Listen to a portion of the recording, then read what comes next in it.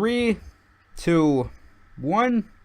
Greetings, Phillies and Genocles. I am Onyx the Dragon. Welcome to the third episode of Voidcast. Finally confirmed, finally happening. At least we're better than Half-Life. Yay. For life consequences. We got a 3 before Half-Life. Yes. We got a 3 before anything Valve made. Alright, I am here today with JaktheHero. What's up? Maisky. Good day. Midnight Chimes. Hello. Mr.LeftTurn. Hello. Officer Trigger Happy. Hello, everyone. Pat Rex 11. Greetings. And the editor. Hello, my friends. Alright, so today we are going to be doing a sort of hot seat type thing if I can actually get the recording to work this time. Fingers and toes crossed. If I could cross more than one of my toes, but the point is, so everyone has a topic, we'll do it for 10 minutes. I can't get a timer to work decently, so I'm just going to use my clock. So, roughly 10 minutes. Open forum. And we are going to do this in alphabetical order, which means we will be opening up with editor. Right, just one question before we start. What All are right. toes? What? What are toes? What are toes? Pony, I don't have Do toes. you- What are they? Biology. Right, I Your forgot about biology? that. I forgot about that. Thing to say. I There's have no lost distraction out of with my the moves. Yeah, that is the... I just realized, yeah, OC-wise, I would be the only one with toes. I have my OC has toes, but that's just because my OC is me. Well, you don't have an OC. My OC has claws, retractable claws. Eh, Badass. kind of, but toes are more opposable, which is kind of saying something. True. My OC doesn't have claws. I mean, I have claws, but my OC doesn't. What? We're getting off track. Yeah. Alright, so, do you actually... Alright, editor, do you have anything to start us off, or... Can't you just use your old recording of me? I deleted that. Ooh. You cut out for like half of it, though, so not like we're losing much. Whatever, we can just move on if you want. Yeah. Alright, so next up, sorry, J.K. Alright, so Jack, you would be next. Alright, so my topic is why Tempest Shadow / Fizzle Pop Berry No, Twist don't feels use so that, weird. please. Um, Horrible. That was quite why neat. is not a rehash of Starlight or other MLP villains. Why she's not that. She is, it's that simple. I am all on board with that train. I am on Gee, I board with wonder that who this train. is a response to. It's so soft. Yeah, reason why I'm saying that is because, well, I saw a certain video by a certain Canadian, and yeah, I disagree with it, and their reasoning is bonkers. Damn Isn't Green that Wish. par for the course, Don't though? use context. I every have single no fucking time. idea. So give me a context at least of what was there. Snap Okay. Crackle Fizzle Let's- Pop. It was the latest glass of water. Ugh. What points would you like to contend? Well, apparently, the whole thing, but the basic gist of it was apparently their backstories are pretty much the same. Their motivations are pretty much the same. And Sorry. Where exactly was the giant space bear in Starlight's backstory? really, Or Or- getting her horn ripped I mean, off. I missed. Well, I missed that. Yeah. Aside from superficial detail. Yeah. yeah, seriously, literally the only similarity between Starlight's backstory and Tempest's backstory, friends left them. That's it. Well, to play devil's advocate, MLP is about friendship, so wouldn't that be the most important factor? True. However, there's a huge difference. Okay. Unintentionally lost contact with Starlight because he got caught up with work. Tempest's friends actually intentionally turned their backs. Like they straight up said, "No, we don't want to hang out with you anymore because you just got crippled." Okay, I like where you're going with that. Because she was dangerous, not that she was crippled. So yeah, you kind Pretty of much was with that broken horn. Yeah, her Yeah, backstory but she was tried pretty to use scarring. magic, and the kids got scared of it. They weren't saying, they didn't look down at her before it. Well, okay, but still, it's the fact that they, intentionally, turned their backs instead of unintentionally, Well, did losing Starlight contact. attempt to make, not to interrupt you, but did Starlight attempt to make contact with Sunset or Sunburst? Excuse me. Why do they have so many similar names? Not that we know. We My didn't see point her. exactly. We don't know for sure. We can't say for sure because if she did and got turned down, then their backstories are pretty similar. And who's to Yeah, but- say either way? yeah. But we Yeah, didn't see it, so but it may that's as well a not have big happened, if. even if it Why did. would he turn him down though? Because immediately after, being reformed, like in the very next episode, we see I mean, this is the sort of the problem, the flaws in that whole arc is that as soon as Starlight Glimmer turns around and is reformed, like literally the first thing she does is go and visit Sunburst, and it's Against kind of her like, will. well, why didn't you just do that earlier? And Yeah, exactly. it's but I mean, as soon as she does that, Starburst is isn't like, oh, I Starburst. don't like you anymore, or go away. There's none of that. It's like Here's an it doesn't really make sense. Well, to be fair, they were children at the time, though, so Yeah. something like that That's could easily have typical of changed. children. Yeah, but come on, like nowhere between children and adult, no attempt, and then suddenly after the Reformation, or now it's a first attempt. That's my point but- exactly. That doesn't make much sense. I think she tried, got turned down, and that's more so what got her ideology really rolling instead of just the initial rejection. There's no indication of that in the show, yeah, though. There is no indication, but it's the only thing that makes any sort mean, of what logical sense. I what you're doing there respectfully is- disagree. I respectfully It's not the job of the viewer to patch up plot holes, though, is it? I mean, Yeah. that's It's that's not, the and that's why I okay. hate Starlight's backstory. yeah. Okay, yeah, midnight is right, but I respectfully disagree. I mean, I was under the impression that Sunburst leaving very suddenly made her think that, oh, he thinks he's better than me because he has a cutie mark and I don't. Didn't It is- his But parents? there wasn't really any indication of that when Starlight. I mean, I can't remember the episode too well. I don't think there was any hint when Starlight did go to see Sunburst at the beginning of season 6 that it was like, oh, will he like me? He doesn't like me, that kind of thing. Yeah, she doesn't. She didn't even know about how he felt. So it seems like that was a first attempt. Perhaps, but But doesn't another- that just make her backstory worse?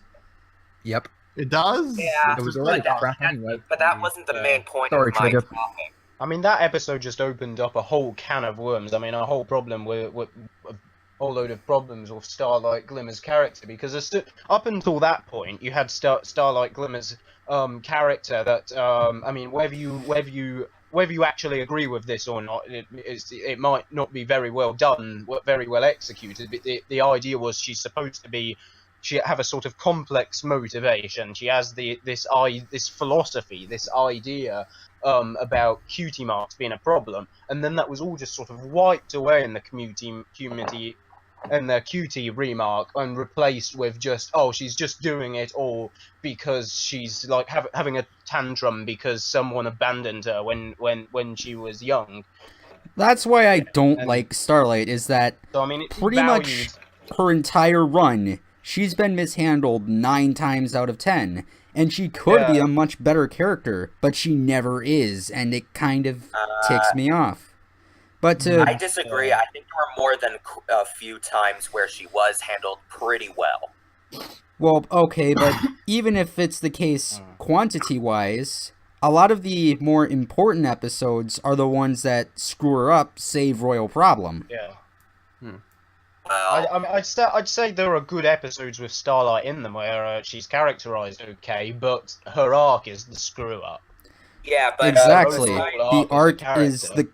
the arc is the core of the character. If your arc is bad, your character is bad. I don't care Well, how yeah. well you can characterize them. The character.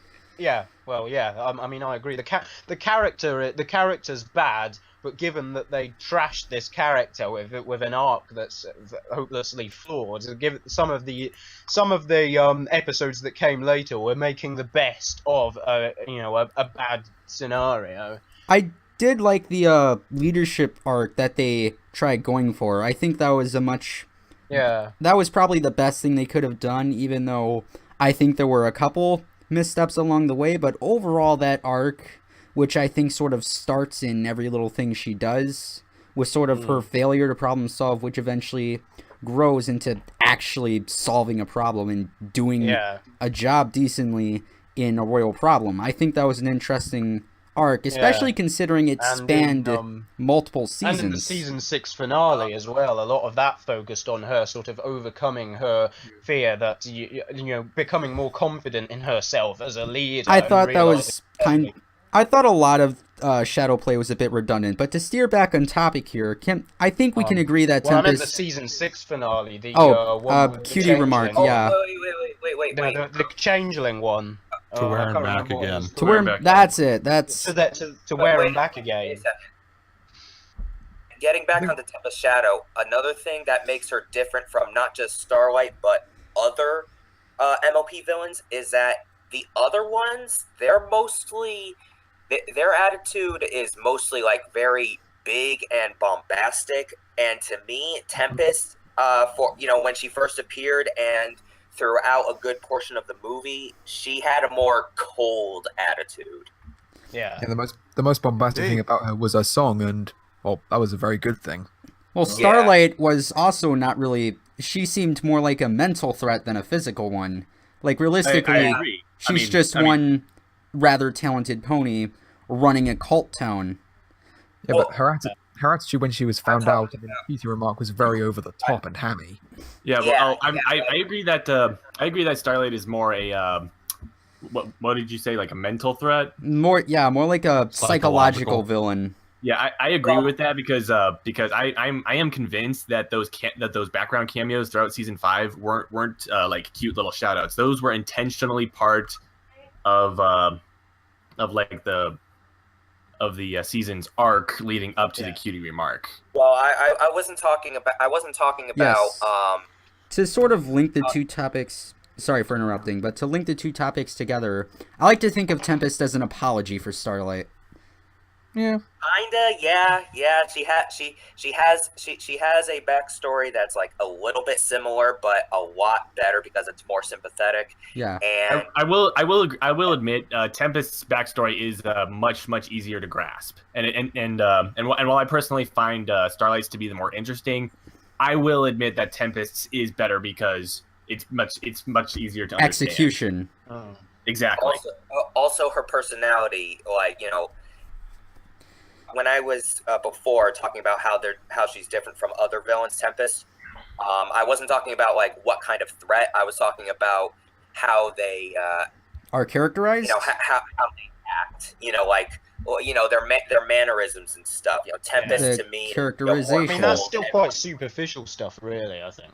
I know, but I'm just talking about how not a rehash. I mean, yeah, it's different in that sense. Yeah. I suppose so, but I don't think that's. I think that's also kind of a necessity on some level because if they were more blatantly trying to rehash Starlight and just do it better, then everyone would point that out. The fact that there's a debate and an argument over whether or not she is a rehash of Starlight, I think is proof that they were doing it intentionally or strayed too close to the sun in that regard. I don't think so, because if you're going with that logic, then you might as well say any character that fits within a trope is a rehash of another character that's in that trope. If you look at the rest of the villains, they're all different tropes. Starlight and Tempest are really the only pair of villains that are comparable in that sense. Well, loads of villains in the show fall under the Master Manipulator trope, and they're pretty different, like Discord, T-Rex, Chrysalis.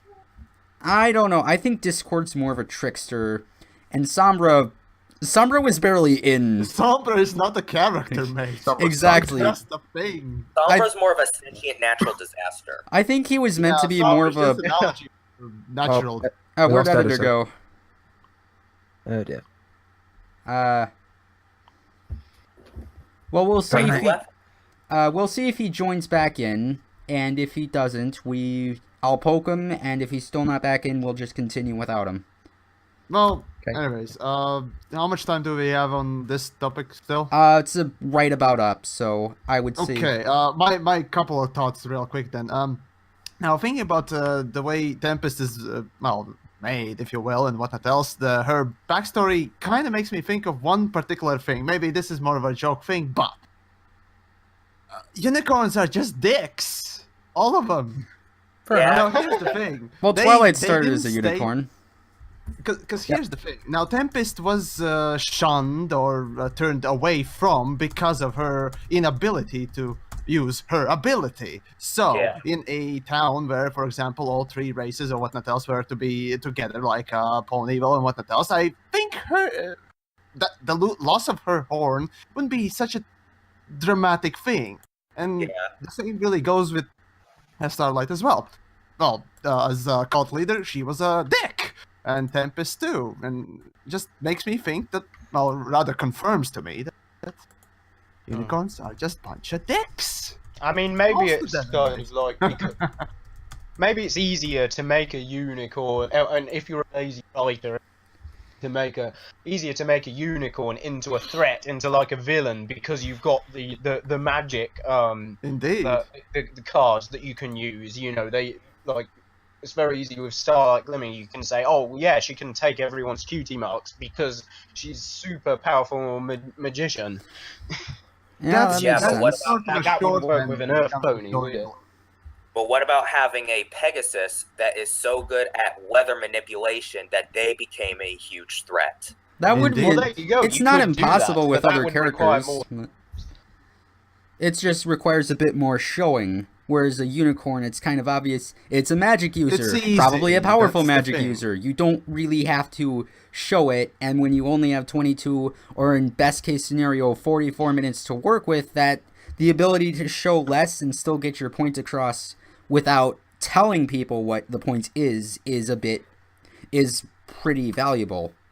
But Well, I know Bottom Tony line Gwynn. is, mostly, you have to start to think about how the villain is supposed to be built. You know, you can make rather good villains. For example, Sherlock Holmes and Dr. Moriarty, or if I that's correctly. Anyways, the point is, both of those characters are rather cerebral, smart. They don't particularly go out of their way to, use power to showcase their threat. They use their knowledge to showcase the threat. But of course, again, yes, showing physical power is easier than actually using, some sort of storytelling, vehicle or method or what else to showcase that. well, I was more so in saying a that real- with physical power or just showcasing a threat, it's easier done with a unicorn than a Pegasus because you don't Indeed, really it have to is. explain why well, they're a threat. actually, Yeah.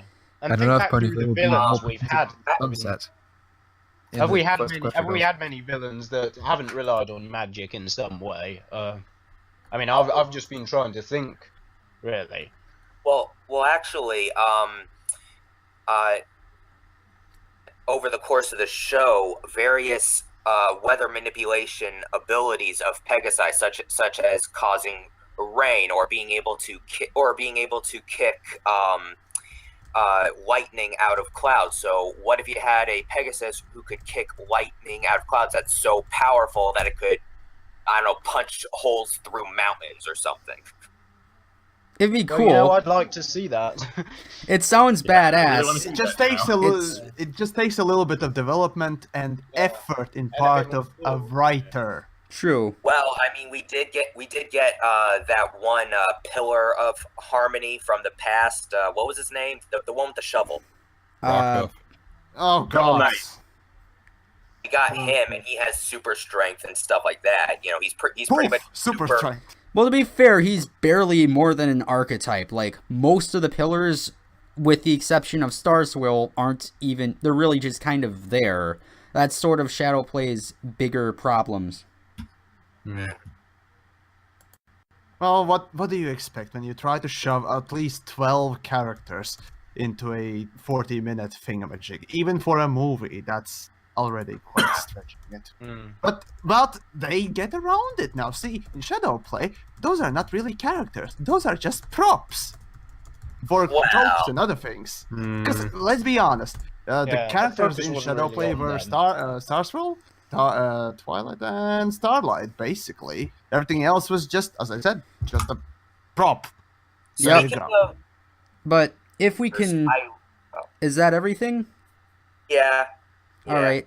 So I believe if we're going alphabetically, next up would be LeftTurn. Nope, I got an M. I'm calling you Lefty. Everyone calls you Lefty. Everyone You're going calls you by Lefty. L. Lefty. Besides, we already have big 2 deal. other M's, so... Don't be scared, Lefty. Okay, I just gotta. No, it's just I gotta pick which one. I got 4 I want to pick from, and I don't want to just dive into NASCAR because you guys will not know what the hell I'm talking about. I just don't give a fuck about it. It's just boring. Come on, pick something interesting. Unless the cast turns into robots. Well, okay. I mean, I got some season 8 episode ideas. All right, That's let's hear them. interesting. I mean, this started out as a joke after I think it was Blackbird showed a picture of Star Swirl meeting Trixie, and they both look at each other's costumes because they're similar, and they're like, I like your style. I just cracked a small joke about, hey, what if season 8 revealed Trixie is actually a Star Swirl descendant? And then a whole bunch of people Half in of the room. Equestria probably is already. Well, I mean, Well, just no, a he whole was bunch of trapped people in the room limbo jumped on the forever. idea. Okay, but at what age he was? He was Okay, really old okay. when he got trapped. Yeah, Yeah. but I mean, he still could have, done something before he got trapped. Indeed. Even then, if we want to say Trixie's a Star Swirl descendant and make it significant, least just to related make to him it stronger in her heritage. Like related to her somehow. Make Yeah. it more Just direct, that. like a great-great-great-grandfather, instead of Yeah. going through 5 branches of uncles and aunts. You mean That's the like thing, with it's taking an 1,000 apple years back? of...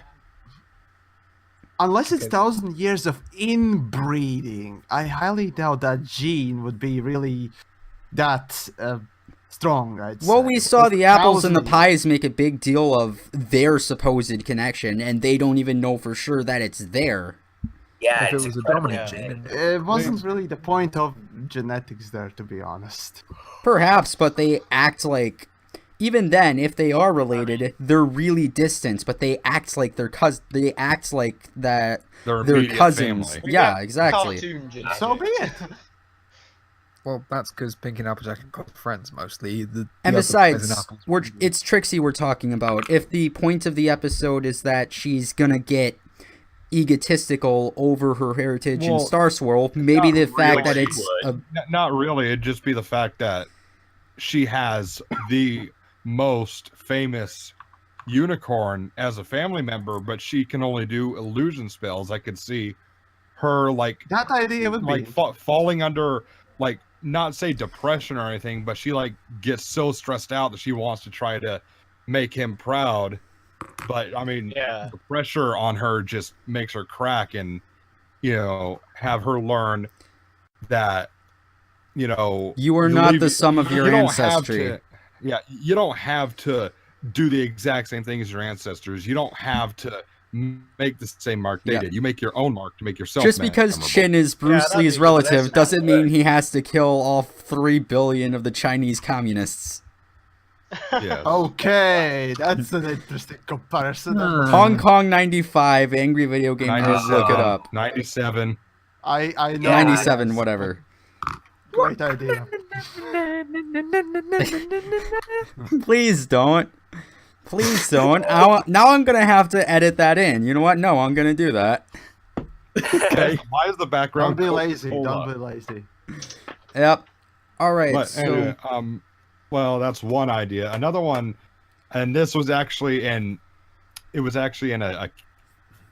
idea video I made last year during the season 6 hiatus about the map, which, by the way, I don't think gets used enough. I just want to Nope. put that out there. no, Um, not at all. One idea I wanted was it was Pinky and Discord.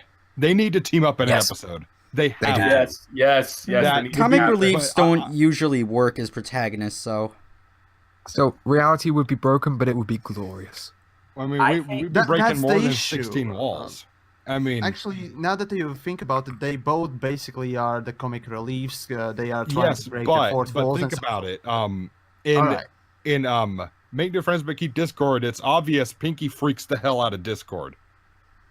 Oh, He is just freaked out by her, and I could see an episode of them going off somewhere, having to do something, and Just use the Discord map. Isn't happy about it. Yeah, he's not And happy Discord about it, not but knowing he what to learns make a of it. lesson of sometimes you will have to work with someone you may not like too much, but it's for you got to put your own feelings aside to get the job done. Because if you just let your disdain for that person get in the way, you're not going to get anything done, or the end product is going to be crap. somehow I Sounds feel good. a lot of the internal community could stand to learn at least a bit from that. I don't know. Oh yeah, definitely. Another shots fired, huh? Okay. Well, Yes, I will shoot personally- whoever I want. All right, fair enough. But now, that's my job. here's the I'll get the Alright. Gatling gun out. great, fantastic, whatever. Nukes, everyone, nukes, or rather anthrax, huh? Anyways, Discord and Pinky. Now, let's see, Discord and Harmony. It was where Pinky and Discord basically were trying to talk and do whatever their shtick was. The problem I saw with that particular scene was the fact that when writers try to put these sorts of characters, relatively similar characters together, they try to constantly, or rather, they end up constantly trying to one-up each other, and that's the issue I have, because it might just end up, those two characters constantly one-upping each other, and just episode would devolve into something like that, please. But I of course, think that may would be make completely sense wrong. for the moral Lefty suggested, though. I suppose, yeah, that is a possibility, sure. What All about having having to solve a problem and having to realize that they need to stop, be more sincere for a second and stop goofing off. That's in sort order- of what I was getting at. Oh, That's not really a okay. problem with Alright. Pinky, though. Well, when she's written well. Yeah, the problem here is more, or at least what I imply, is the fact that writers would not be capable of really getting the point across well enough, and they would just devolve into one-upping, these characters against each other, just focusing on that instead of actual point. Well, opposites attract and 'cause they clones have to repel. be- So it's an idea with potential, perhaps, but it would have to be well executed, which could yeah, be a challenge. Yeah. It would be a difficult episode to write, but at the same time, these are professional writers. That's their freaking job. I Yeah. don't know, dude.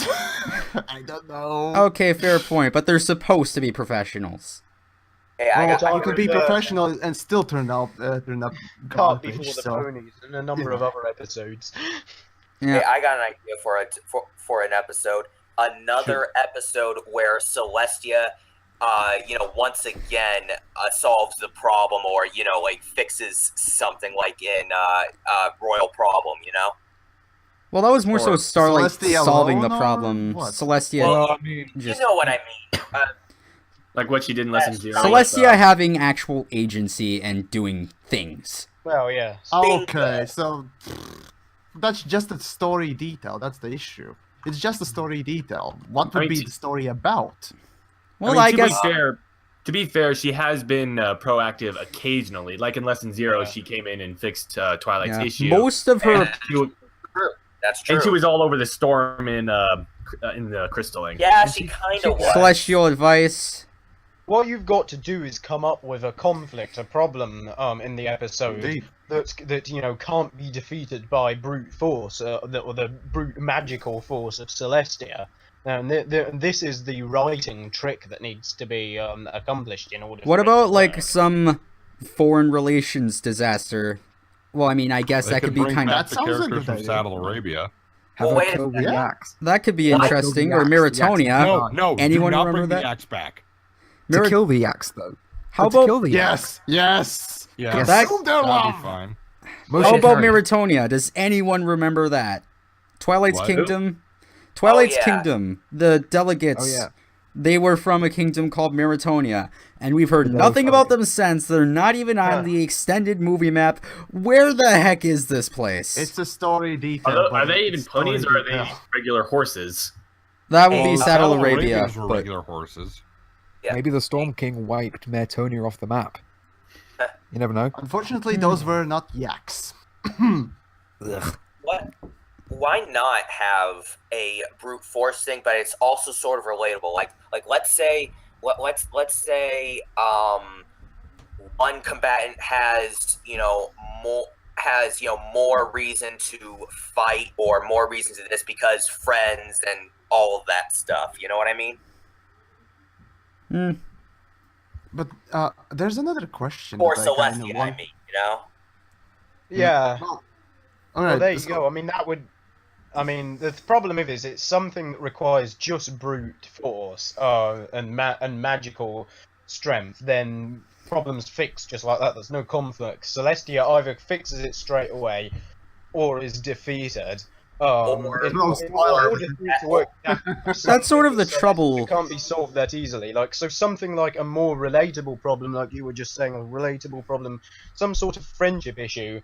Which I suppose is kind of what they did with a royal problem. If you're looking at sort of more relatable thing for Celestia. Yeah, but I was talking about more like you know how in some anime the protagonist is able to win because Friendship. their reason for fighting is what pushes them to break limits and Yeah. all that stuff. So you want to make an anime Well, I mean, there episode you with go, you're going Celestia? beyond just the basic level of I mean, layer not. of force there. Isn't that already what Twilight does? Like, that is Twilight, essentially, in Twilight's Kingdom. We already have that with a different And that was character. that was more of a berserk mode because library was destroyed. Possibly, but I don't think it really makes that much of a difference, to be honest. Well, I and was- her I pet was owl thinking- almost got blown to hell up too. Hmm. Thinking more along the lines of like she's losing, and she remembers, who she. Oh, but that is fighting for such a Yelp. tired trope, that sounds though. like Rey in her lightsaber fight against Kylo Ren. That's She's such losing a and then tired taps into the trope, Force. though. Like, Yeah, that's what I'm getting at. It's like that's exactly like the lightsaber fight in Force Awakens. that's exactly like she's every losing, fight that losing, tries and then fails taps to be into the dramatic Force in and every overpowers. piece of fiction ever. Yeah, I'm sorry, Jack. I don't want to see that. Chill. Okay, I get it. Besides, do we really know that Celestia is powerful now? Well, Dr. Wolf several years ago released a video about is Celestia's magics draining. Well, That she's is not- that is a really old territory for theory, is just how powerful is Celestia at this point. I mean, she's practically a god, so you would assume she's very powerful. Maybe that's I just actually- propaganda, huh? Well, I she's actually able wrote to. something that explains why she lost in various situations. It kind of explains why and makes it so that it's not that she's weak; it's that circumstances. Her premonitions. Plot Yep. demands it. Well, this topic is starting to wear itself thin. We seem to be going in circles and time is running short. So, All right, sorry. I mean, I'm not mad. I'm just saying I think it's about time we wrap this one up. I got nothing else to add about it. I mean, those are. I mean, Yeah. other than an episode of just Luna, Celestia, and Star Swirl together, and they'd be a flashback episode, kind of like Perfect Pair, where we could get some more No, we development don't for need all more three characters. flashbacks. Flashbacks are lazy. They are. I think they can be. I think it's kind of like sugar. It's good it's really good in In the right small dosage doses. amount. Yes, used with moderation. And Pony isn't really good at using flashbacks with moderation. AKA, we I don't would- need another Naruto. Really, we don't. Yeah, I didn't would even argue watch that, it, so I would argue that Perfect Pair uses its did abuse its flashbacks, but it but he used it in a manner that makes the story work because it's Every it's- flashback more or less gave characters some depth, and that it was the apples that's what I liked about exploring their characters. family history. Yeah, it was In almost say- more of a framing device than Yeah. just flashbacks. If it's Yeah, used as a I, framing device, it's kind of different than when you're using it for a character's pivotal Yeah. moments of a character's arc. It's a bit different than when you're using it as a framing device, as in Perfect Pair or Cutie Mark. What do they call it? The Cutie Mark Chronicles. That was it. Anyway. But if we're done with this topic, I believe that would make it your turn next, Mai. Well, all right. So for a little bit on the lighter side, I suppose, might as well let's talk about a simple topic, our favorite jokes, perhaps. Now, of course, your joke can be really whatever you want. Now, and also explanation as to why it is your favorite, also whatever you want. But now, to start the thing off, my personal one, back when I started watching this show, let's see, it was the first episode, I believe. Not the first episode, but the first season. Correct me if I'm wrong. I keep constantly forgetting which season I picked it up, but it was the chicken joke. It was such a simple little comeback, such a little snarky thing about Skuzlo, you know. It was You mean racist. Stairmaster? It was racist. So, don't care. Fuck. Fair point. So, yeah, basically, kids being kids themselves, that was one of the aspects of the show. That, you know, kids are being showcased to just tease each other here and there. And actually, the joke in itself was actually, well presented, well made and whatnot else. And yeah, it was one of those things that kind of made me convinced, if you will, of, hey, hello. Sorry guys, my who's sister's ringing? calling me. Great. Yeah, Mute hang it. on, I'll just step away for a minute. Yeah. All right, so yeah, it was one of those things that convinced me that the show itself was. Yes, I'm working. I'm very Oh. busy. What do you want? Mute yourself, for fuck's sake. God damn it, Trigger. Oh, no. I'm like doing school. Let's just wait now and enjoy the conversation here. Yeah. Shall we? Yes. Yeah, Just isn't- Yeah, as Discord said, isn't eavesdropping the way you know what your best pals are up to? Indeed, Yeah, yes. Is there something that you need? Yes, honey, I need some tea. So are we those adult diapers would be nice. I had to go for like 2 seconds. Are we still on jokes? Is that it? Yep. We're listening to Trigger's Yeah, phone okay. call. Yes. This is a pretty Oh. good joke right here. This is new entertainment now. All right. I love you too. I'll get the whipped cream if you get the bath. Okay. I kind of need to get back. All right. Okay, see you later then. All right. All right, I'm back.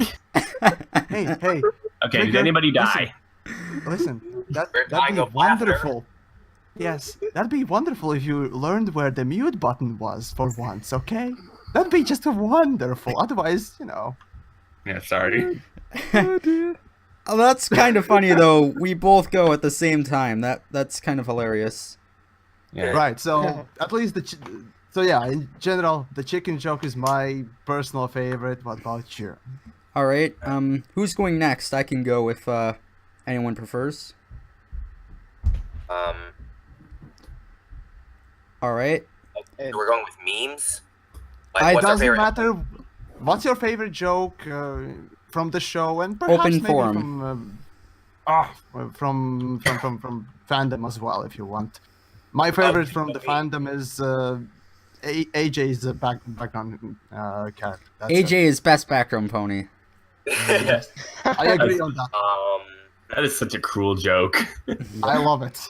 To the moon. We're gonna go bananas on the moon. No spoilers. Yeah, but Onyx, do you like bananas? I got it. I think I missed that joke. What is that from? What, bananas? Yeah. Yeah, I I have never no idea. understood where it was from. Oh, I got it. 20% cooler. Yeah. Oh, that- God, this is so overused. You're really digging that. Well, it's not. That's kind of dead more now. You don't really see that as much anymore. Yeah. What's I mean, funny I is love that a big dead horse, but fucking hell, that's funny at savage. BronyCon in the merchandise room. I wanted to buy this Rainbow Dash shirt just to piss off Pat Rex. It said 20% cooler in 10 seconds flat. Nice.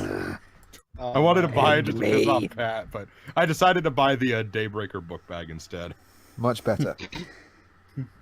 With that, I can approve. Oh yeah, Daybreaker is awesome. Yes. Does anyone remember the really sharp piece of humour from season 1 where Owlicious says "who" and B and Boo! That just reminded me. That just reminded me. Has been spiked. Oh, That God. one was good, actually. Man. Would it be so hard to say my favorite joke is anything from Discord, except in what's about Discord? That's cheating. Mm. Damn You're it. stealing mine. Technically. Well, I guess then it's Bob geez, Ross. I can't pick. I guess no. The one that made me laugh the most was like when he's about to be defeated in Return of Harmony, and he drinks the glass of chocolate milk and then throws the milk behind him, and then it explodes. That was- Oh yes. That was pretty good one. Nitro chocolate. And it explodes with a flash of darkness. Yep. That's Discord. All right. So if I can pick one, I'm going to say pretty much Applejack in Am I getting a feedback loop? Ah, I guess. I can't hear anything. Yeah, I heard myself echo for a second there, so whatever. I'm gonna go with Applejack in what was it? It's not AJ's Day Off, but that's the one that keeps coming to mind. Apple bucking season, like 3rd episode, the one where she like runs herself 4th ragged. episode. Oh What? yeah. Yeah. Yeah, Apple fucking season. Whoa. I was about to Oh my say God. that, but hey. Onyx, sorry. Onyx, can I tell you my friend's theory that I told you? Yeah, sure. What? Yeah, there was a theory one of my friends came up with. At the beginning, you know how Big Mac is injured and it's up to AJ to harvest all the apples. Yeah. My friend came up with a theory that the reason why he's injured is because he was right before the harvest season started. He was he studded around too much. Oh yeah, That's a typical joke, yeah. I remember. I remember you told me that one before, but yeah, I'm gonna go with AJ's lack of ability to really think and behave consciously for half she of that exhausted episode. herself. Yeah, like that thing with the trophy, like, and Oh, she's yeah, treating Or, it like or a. how about when she got Oh, yeah. stuck upside down in the cart? Yeah, that was pretty good. Yeah. Or when I she like said the Rainbow one Dash with the flat. the one with the trophy where Pinkie Pie joins stands next to her. That's what I was talking. Oh, Yeah. or when You know, that's when Pinkie she's just trying- being Pinkie. Yep, or when she's trying to jump on that teeter-totter to launch a rainbow in the air. Pain yeah. is always funny. Doing a belly Well, flop. there's a dead horse already, so, you know, at that day we can presume that AJ was, passed on, so who knows, maybe Completely. other ones just imagine AJ being there constantly. Yep, to that big stable in the sky with her parents. Indeed. That's dark. I'm sorry, but the thing about that is, I hate how people still say her parents could still be alive somewhere. It's like, Nope. No, Perfect no. Pair said it without saying it that Seriously, they're did dead. Do they you not see- do you not know implication? Do you implication? don't. Do you speak it? No, people I mean, want it Very spelled popular out with the kids completely these too. days. Yes. It's never maybe- actually been said that Scootaloo is adopted either. Oh yeah, that's Yeah. true. Maybe all the people who think AJ's parents are alive are from Drax's species, so the metaphors go over their heads. Yeah. I Oh, think Nothing there. goes over his head. His reflexes are too fast. I mean, I think the only question at this point relating to Applejack's parents are how they died. Yeah. Timberwolves. They're never gonna go into that one though. You I was know, thinking- My theory is They, murder sh- than they home don't invasion. need to. my They my don't theory need is to. that their episode was basically Romeo and Juliet. Okay, part it draw your own was. conclusions. Part it was. Romeo and Juliet. You mean the play that ends? Where they killed each other at the end. Yeah, So the they- play that ends with the guy who drinks poison to look like he's dead. The girl thinks she's dead, stabs himself. The guy wakes up, sees her dead, takes the knife, stabs himself. Both dead. End of play. you lost your train How of thought. romantic. Yeah, that Or could maybe happen, but then misspelled. we would have to explain the apple Teenage symbol. romance, everyone. Teenage basically- romance. So basically, AJ's parents died. Remember though, we're not allowed to say it in the show. They weren't killed. They were smashed to pieces. So basically, AJ's parents died because since they couldn't check their frickin' pulses. Personally, I thought Oh, personally boy. I thought it was a Yeah, farming. I can't hear anybody. You can't. Did you hit deafen? Who's deafened? Oh, he may have hit the headphone button at the bottom. That's what deafen is. Guys. Yeah. It's, Here, hang on. I'm gonna disconnect. Try will that work? headphone button. Technical errors, everybody. Pat Rex, what are you doing? Boy, Sorry, there's a cool little bling whenever I click deafen. Do you also like shiny things, Pat? Okay, Are guys. you a Wait, can you hear me magpie, now? perhaps? It's the little things. We can hear you. Can you hear us? Can you hear me now? Hello. Is it me you're looking for? You want to buy sausage? Let's buy sausage. Yes. I'll just take this opportunity to try to think of my favorite joke. All right, fair enough. Yeah, I can't hear you guys at all. Damn it. Yeah, I mean, everyone just literally just cut out. Yeah, I'm gonna disconnect the call and then come back in. Okay. Do you think that'll work? This is voice channel. it might. Trigger? Okay, I'm back in. Can you hear me now? I mean, I Yes. can hear you. Okay, I can hear you now. We're good. Okay, Yeah. good. Pat, stop playing with it. Leave it alone, dude. Leave it alone. It has feelings. You are touching that button without its consent. That's bad. Oh my god. Button rape. Wait, no, I'm not gonna go there. I can't go back to jail. Okay, so Lefty, do you have a joke now, or is our technical difficulties going to be clinching it for you? Well, originally I was going to say my favorite joke was Rainbow Falls, but I don't think that counts. Oh no, you Um, gotta go with Bab's Seeds. That was a way better one. Yeah. Way better Or joke, I Spike at mean. your service. But no, Bab's Seed is still worse. Bab's Seed, worst episode, no debate. Dragon Rainbow Quest. Falls. Why? Okay, let's go with why. Because I actually No, liked it quite that's just a bit. joke. I'm just trying to. God damn, this is tough. I mean, I got a lot of favorite jokes. How to brain not engage. Like NASCAR. Yeah, something like that. Okay, Except, so you know, do you have more a fandom entertaining. joke that you could pull from then? Okay, yeah. Do you have a fandom joke, Kangaranga?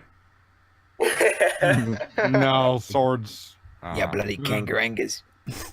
White. Okay, the first joke you liked in the show. Can you I'm remember trying, that? that's what I'm trying to think of. Then brain faster, come on. I'm trying, okay. Please wait, he's loading. Oh, I got one. Oh, That's what you hold on, get wait. from a Mac user. Pinky is Tony Deadpool. See, he gets it. Maybe I Yeah. can say my he favorite gets- fandom joke. Mad plushie. Ooh. Too soon. Shots fired. Oh, I could soon? come up with a much better joke, though. What? Ephraim. I don't get Ephraim that. I really don't Josephine. get that. oh, that retard. I'll put it to you Jesus. this way. Oh. He's Pete's White Knight. Oh my Wait, who? god. What? Yes, that is a thing. Yeah, I was distracted by something. What happened? Who's Pete's White Knight? Ephraim Ephraim Josephine. Okay, who's Okay, got if you that want- feedback loop okay, going? My favorite fandom joke is Lightning Bliss and Keyframe getting pissed off when they call him cute and skyscraper. I don't know, Blissy's reactions are funny. Yeah, I suppose so. Ephraim's literally Pete's only vocal defender. Oh, unless you count the comment sections as vocal, but people say anything there. Okay, No, okay. not really. One of my favorite jokes in the show is in I believe it was Sonic Rainboom, Yeah. where they just get the library organized and Rainbow comes flying in and messes everything up. But not And the then Pinky shows a spell to how to get them wings so they can go watch Rainbow Dash. And AJ says, "How'd you do that?" And Pinky says, "Oh, the book landed on my face on that page when Rainbow came in." It was the Red Bull spell. Hey, how about the fact that apparently the Deus Ex Magus. Yeah. the Sonic Pinky's barrier bestie steps making it. how about the fact that all right. You keep cutting out, Jack. Oh. Say again. I think you're a no. Oh, okay. How about the fact that the sonic barrier apparently acts like a literal rubber band? If you can't break through it. I suppose so. I didn't see that episode, which is kind of sad at this point. It's pretty There's a lot- good. Pat, There's are a you lot still of playing with the deafen thing? Because I keep seeing those Yes. like blink on your name thing in Yeah. Discord. Oh, Oh, mine's now doing my it. guy's playing with it. He's Are got- you all? Do you all have? I give up. I am dealing with the common denominator. I quit. I'm done. Well, Dang it, Jack! Well, I what- do. Okay, I'm gonna see what I'm missing here. It's not anything. It does nothing. Why are you doing this? The mute Because button. fun. Derailing the whole conversation, perhaps? You're a sexy Poncho. Okay, If I could say, one of my other favorite jokes would be, see, I don't really have a legit one favorite, but in season 4, during Simple Ways, when Trendohoof is showing AJ these different ponies, I love how when he says the unappreciated, he points at Derpy. Yep. Yes, I don't know if that that was an intentional joke, but I laughed when he did it. it's still I good. find the most okay. cringy of characters. The best, actually, in that episode, there was one better joke, at least for me, and that Simple was Ways Verity is a just gold yelling, mine. "I love being covered in mud." That was Yes. just perfect for me. No spoilers is still better, but Simple Ways is a gold mine for jokes. Has everyone gone? Gone. Nope. Like, There is one more joke that perhaps you might not notice. It's Is it cadence. you? Just existence of cadence Yes. is the biggest joke ever. Well, the biggest Oh, one. also the fact that That's she was used as a wife javelin. I mean, for fuck's sakes. Yeah. All right. So Oh yeah, the white javelin, yeah. has everyone gone then? Yep. All right. So next up, I believe, would be Midnight Chimes. It is your turn on the hot seat.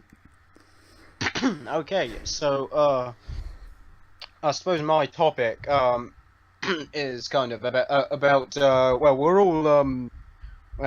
all kind of reviewers, content creators, that sort of thing. So it's, in here, so I wanted to talk about the some of the aspects of that, the complexities, kind of it. For instance, you know, in a good sort of review video or something, you'll get it. It'll flow and it'll feel very fluid and it'll probably feel very natural. But I mean, you will probably know that, you know, to get that effect sort of takes a lot of work, and you've got the, of course, scripting a video. I'm curious to know, in terms of the way you guys go about scripting a video when you do it, do you really tightly script a video, or is it more kind of cue cards with room for improvisation, or how do you go about it generally? I'm gonna be perfectly honest. one Oh, by sorry. one. Who's? Do we do this We alphabetically should or what? probably have a kind of order to do this, perhaps. Okay, top to bottom. Jack, you go first. You script write. I mean, you just write articles. So.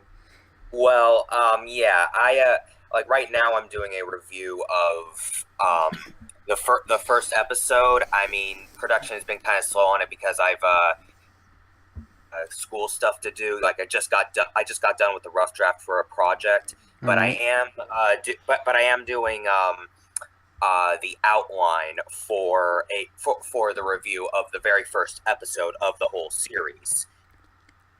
All right. And the way I do that is, well, I mean, this is my first review of it because, like, before I just did some theory stuff on the show, but this is my first actual written review.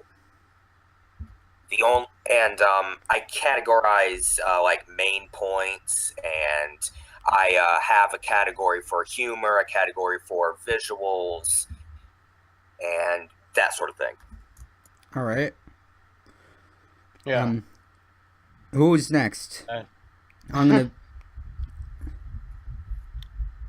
I mean, not everyone has to say something. I mean, I don't know, because I do have more points. But yeah. I mean, just you curious asked sort of- about what sort of processes we go for script writing, but I'm gonna be perfectly honest. I just kind of write, and it happens. I write, Yeah. and I hit these buttons yeah. on the keyboard, and words come out, and it just sounds right. It just comes naturally for me, I guess. Maybe Well, I'm that's just a good. natural writer. If you're in your sort of delivery style, are you reading word for word, or is there a bit of flexibility? I think that's kind of what I'm guessing at. Well, Well, I intend to read it word for word, but when I'm recording, Yeah. because I don't actually write multiple drafts, I just record what, for the most part, is my rough draft, and then I just sort of edit it as I'm saying it into what will flow better, and to Oh, what yeah, will 'cause sound more that's natural. true. That's what I do. I spend a lot of time thinking about like Pat. what I'm going to say and how I'm going to organize it, and then I just write the script. I just do things. I drink Hello, Joker. and I see things. Please, you wouldn't know comedy if it hit you with a. Well, I don't know what it hit you with because I don't know comedy. But yeah, I mean, I would say too, like when I actually get to recording a script, sometimes I'll find I'm reading something and it doesn't flow right, so I'll sort of change it on the spot then. But still, I tend to script them. Even when I do that, I tend to script things very tightly, and I think the way you do it kind of depends on just what your style is really, and what your strengths are. Like I know scripting things very tightly and sort of reading word for word helps me partly because I have kind of a fast-paced style in my videos. So I mean, when you're talking like this and trying to get through everything, what's like I can't keep that up. Sort of, I don't think anyone can sort of keep that up and sort of have it all be on the spot. So I have to sort of read through that, and the reason why I went for that sort of style is long years ago on another one of my old channels, I had videos where I'd get accused in the comments quite often as people say things like I've never would it hurt to vary your voice a bit? I've never heard something so boring and monotonous and stuff like that. So there's that element of it, and also that I'm just no good at improvising, and this is one of the things I'm talking about. I mean, I don't know if any of you find that this is a strength for you, but I mean, when I'm put on the spot, I mean, like I am now, it's not so bad like in a podcast environment like that, because I've got people to bounce off and that sort of thing helps. But I've tried after watching an episode, like recording my immediate thoughts about that episode, and I just keep stuttering, and I just can't do it in a way that I deliver it in a way that's engaging and sounds good. And I think so. It depends on what your strengths and weaknesses are. I mean. So yeah, I mean, would you say that what are you guys' strengths, do you think? Would you ever be any good at doing kind of a live stream, for example, or anything like that? I think Trigger's just dropped from the call again. Yep. Oh, he's back. But yeah, There he goes. Well, that would be my next question. for me, like when I make my scripts, it's like, I know you might not like this, Midnight, but I write fan fictions. So, I write fan fictions.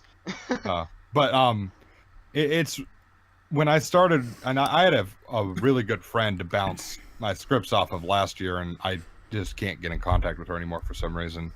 But I mean, for me, I would watch an episode and like get my basic points down, and since I'd spent see, by that time, a year and a half writing a story, I mean, I would pretty much write it kind of like a story, you know, and you get my basic points down, and then I'd just review them, and I'd start, introduction. I mean, most of the time my introductions I can think of on the fly for some reason, but then I write down my basic points, and then once I'm done, I don't immediately go to the recording. I let it sit for a while and come back to it, read it again, take out stuff, maybe add stuff, and then record. I mean, that's a good idea. Yeah, but even after I record and I'm in the video editing process, sometimes I'll delete stuff from the audio because it's like, okay, this in the context of the whole video, it just doesn't flow well.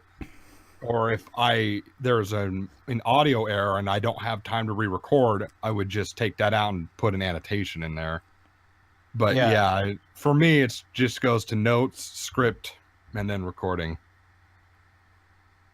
And that's why I've always done it. I haven't tried to do anything different because it's just what I'm most comfortable with. Yes, I mean, I find for me anyway, I need to get a certain time to sort of warm up towards the script anyway, so I wouldn't write a script and then immediately go about record it. I mean, sometimes I've even practiced sort of reading my lines in my Midnight Chimes voice I use on my channel on just other things first, and then I'll do the scripts. And then usually, like, I'm my own worst enemy with recording. It can take like 10 takes or something just to get one part of it because I'm the same way. I'm not happy with it. Yeah, I'm the same way with recording.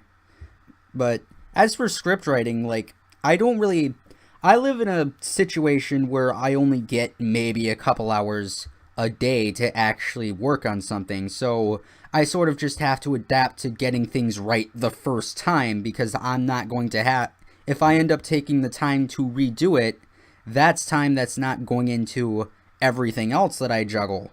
And that's only going to, for me, that's a really big concern.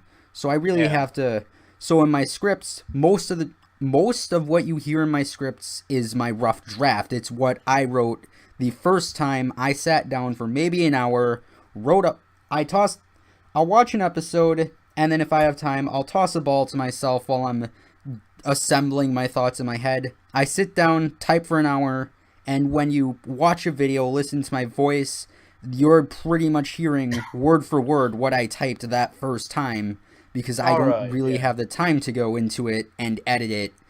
Every once in a while, I'll watch someone else's video and have something I'll want to throw in there, and I might do a little bit of editing to incorporate it without throwing the whole video out of whack. But I don't know, for me, I do things almost completely my production is almost completely based on efficiency and getting things as right as possible the first time, and I've just sort of become talented with doing things right to the point where I record, that's a skill in it. Yes, and I record my audio like one sentence at a time, and I structure my scripts the same way. Like LeftTurn could attest to that, in that if you look at my scripts, it's not paragraphed. It doesn't look like an article. Every like sentence or two is split into what essentially is its own paragraph. And that's because I split it up into what I can record in 1 or 2 breaths. Everything is based on doing things as low effort, as efficiently as possible, and still getting a result that's passable. Oh, I thought it was written like a screenplay or something. No, well, that's pretty much what I do. A lot of people do, but I don't really do that. The most I'll ever do is in parentheses, this happens, and then immediately move on to talking. I mean, to be honest, when it comes to YouTube videos, on the whole, my scripts are all just sort of handwritten, and they're usually scribbled out quite quickly anyway, because if I've got lots of ideas and my head's like exploding, it's like, get it down, get it down, get it down. Yes, I'm the same way, and I don't get time to actually put everything down. So I've only scrapped 2 or 3 videos in my entire year and a half of making videos of videography, whereas I've probably just forgotten about at least 20. Because you didn't have time to write it down. Because I didn't have time to write it down, and I never sat down and scripted it in school when I probably could and probably should, but don't because I'm lazy. And then I suppose then you've got the next idea coming up, and you've got to run with the flow Exactly. of that. It can I've be got like like that sometimes. 5 things I want to do, and I can't do enough of them because I don't get to sit down and do it. Which is especially irritating because I'm probably not going to be able to make videos come summer, and I'm probably going to be forced into retirement by job and college at that point because I start college next year. And losing net neutrality. Yeah, well, that's probably not going to be as big a deal. YouTube's big enough, or rather Google's big enough that they can probably afford the extra money it costs to run YouTube. And VidMe is unfortunately already dead before net neutrality could kill it. So I guess there is a bit of mercy in that death, that they sort of died before it was really gonna get bad. I heard BitChute and something called PewTube is okay. I've not heard of those. I started a Vimeo the same day VidMe died, or that I found out about it, and I literally have no views on that, but it's also only been up for a weekend. So, as for recording, I mean, I'll do... Yeah, who's that? Where's that feedback loop coming from? Okay, now it's gone. No, Pat, do you have headphones? Plug them in. Oh, geez, sorry. Yeah, I'll just put them in. Sorry. Yeah. Yes, you need to use headphones when you're recording a podcast, I'm because gonna otherwise smack you you hear in an a echo. collab, Pat. Yeah, sorry, I am a professional. Professional.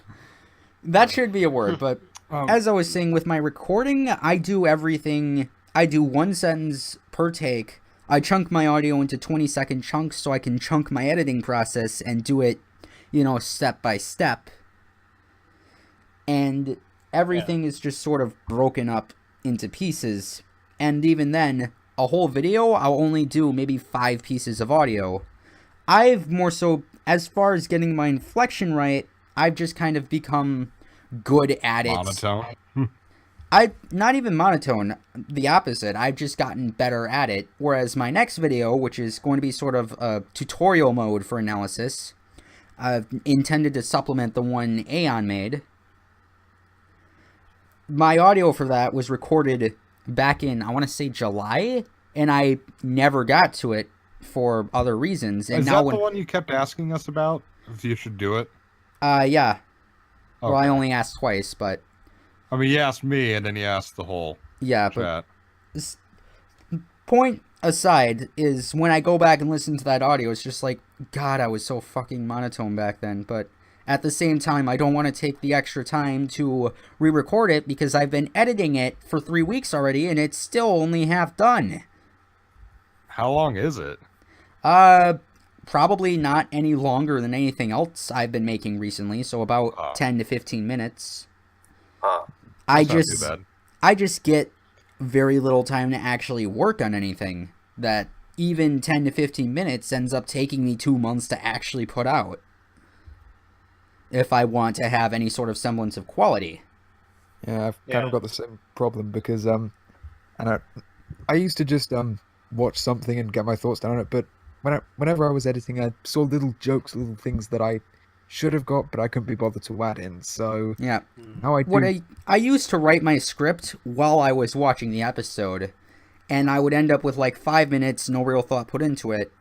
Same. And my process kind of really shifted when I watched when Wooden made his Griffinstone video. That for me is sort of like, okay, this is how I make analysis that isn't utter fucking garbage compared to his older video. No offense, Wooden, if you're watching this. I'm putting What? I'll tell him. Yeah, gee, thanks, Pat. Like You're I said welcome. before, All right, is anyone else gonna go? Well, yeah, can I just continue what I was saying? Oh, sure, sorry. Yeah, like I Right. was saying, I used to kind of miss little things that really. Now, I watch the episode first and just do notes. Then I watch it a second time a day or two later, and with both the notes and just, I can now much more stuff down.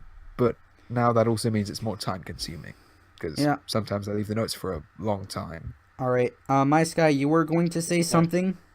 Sorry. Well, I can quickly go over what I tend to do if we have time. We're already like 5 minutes over, so just go Okay, ahead. then let's skip. And we'll Fuck it. finish. Yeah, you can go ahead if you want, and Um, we'll just use that to wrap it up.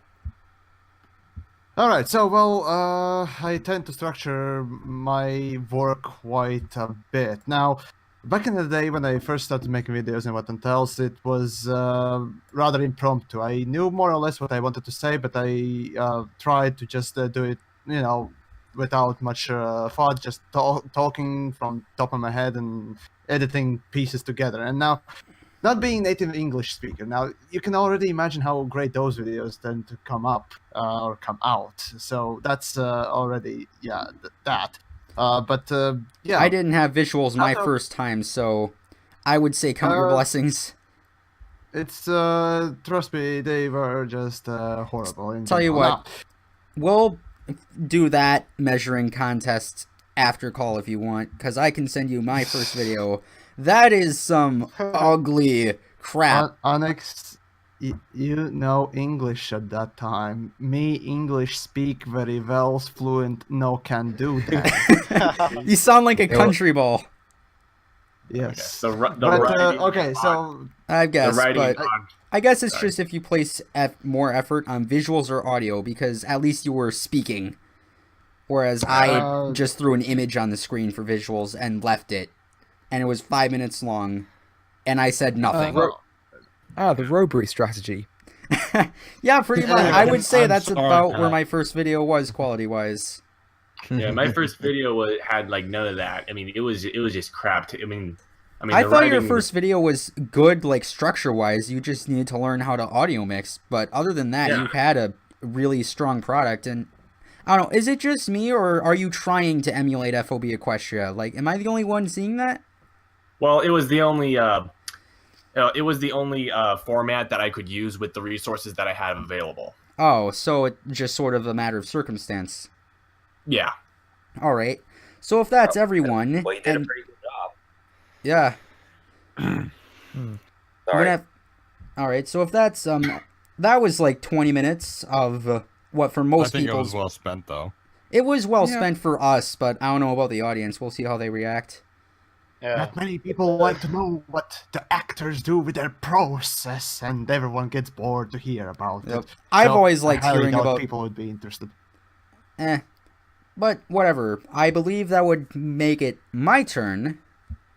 Oh no, trigger happy. Are we going Trigger with go first? Are we going by officer or by trigger?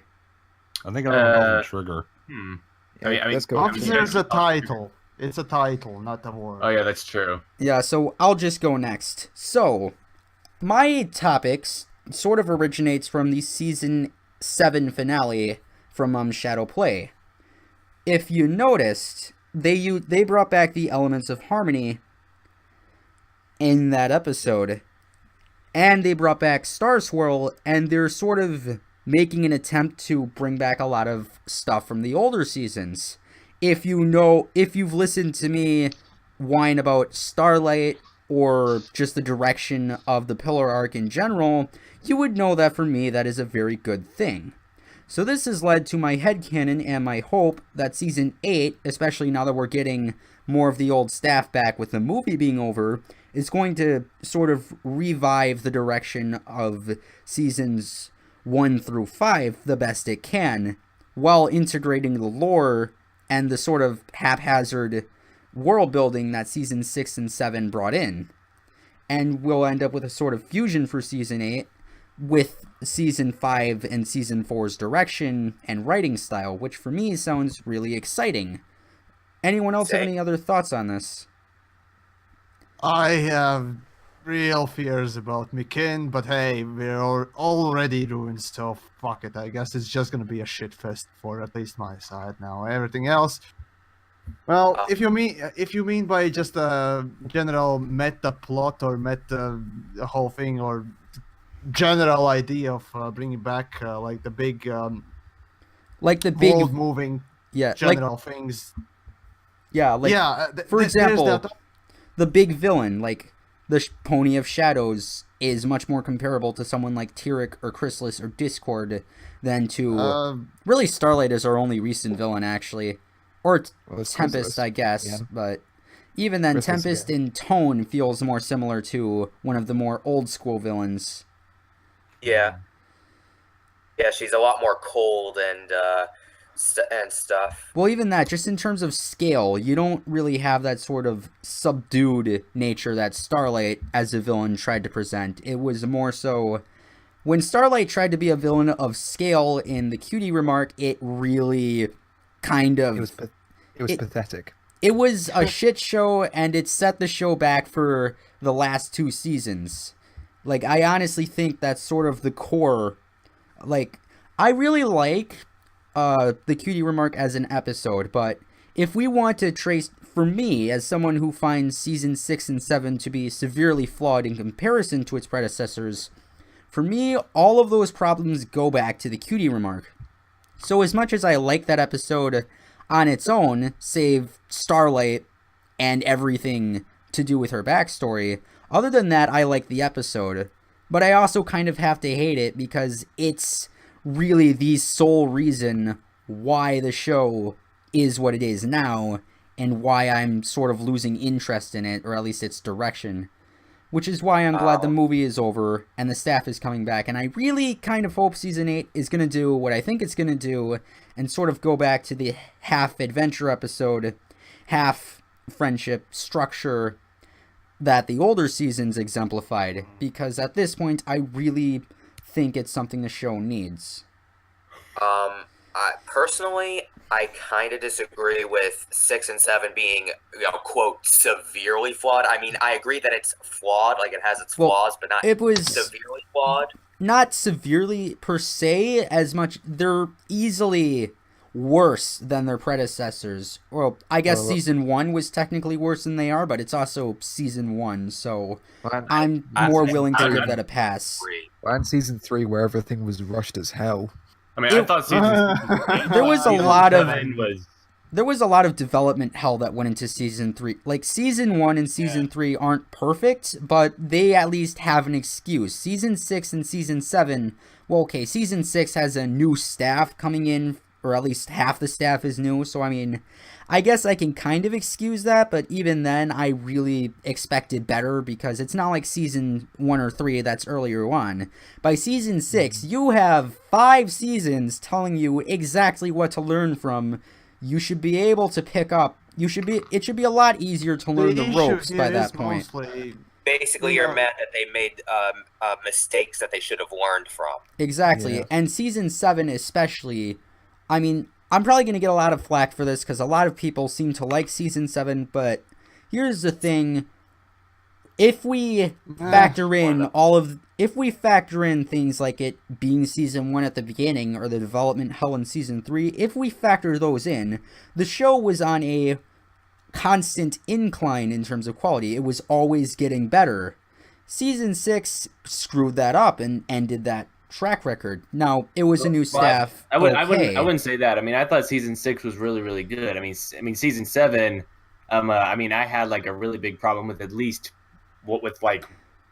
I had at least one big problem with every episode in season 7, so I'm kind of with you on there. But season 6, I don't know. There are individual episodes of season 7 that I like To Change a Changeling is the one Starlight episode that Starlight is sort of why I like it, or at least it's the good Starlight episode, and she was characterized well in The Royal Problem, but that has its other flaws that I've already gone into.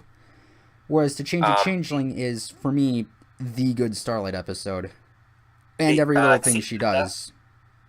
For me, season 7 overall was pretty good as far as quality. It might not have been on an incline, but I think it at least like either barely declined or stayed at the standard. You know what I mean? I guess it stayed at the standard for season 6, but at the same time, season 5 is the bar to meet before that. Seasons 4 and season 5, if you want to compare by episodes standing on their own, season 5 is a bar that's I admit it's a really high bar to set to come close to make new friends but keep Discord. What do they call it? The 5 stages of grief episode.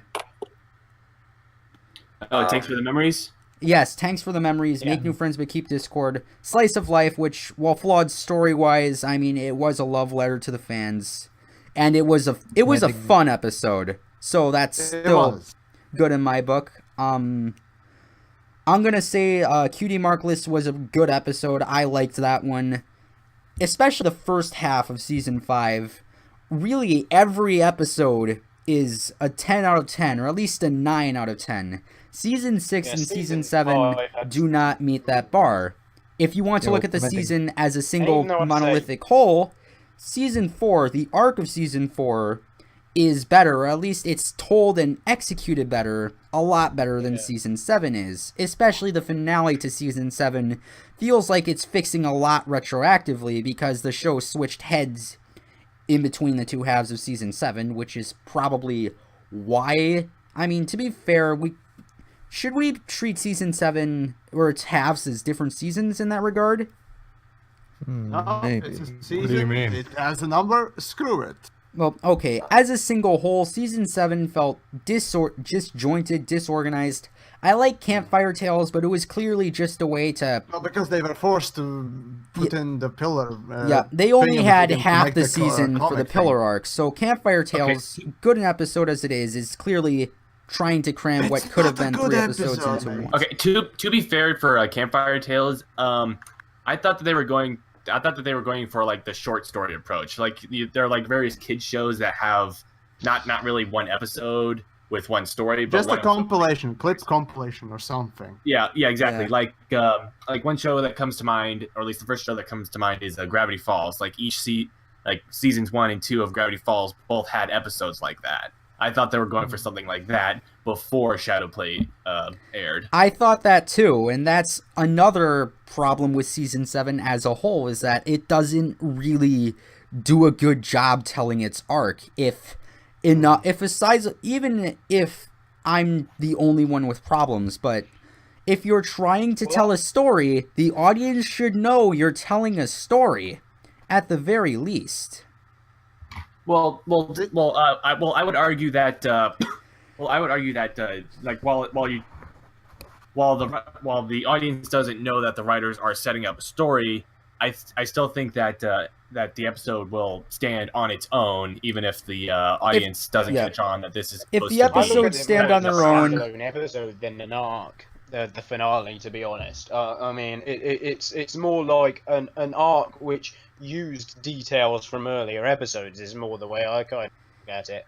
I mean, yes, if you'd had I think we had a kind of conversation about this before, and if you'd had an earlier episode in the season to sort of build hype for the finale that sort of drew attention and made it into an arc, then that'd be cool. Yeah, Uncommon Bond should have been the episode to break the season hiatus, or even better, as episode 3, instead of, I forget what they used in its place.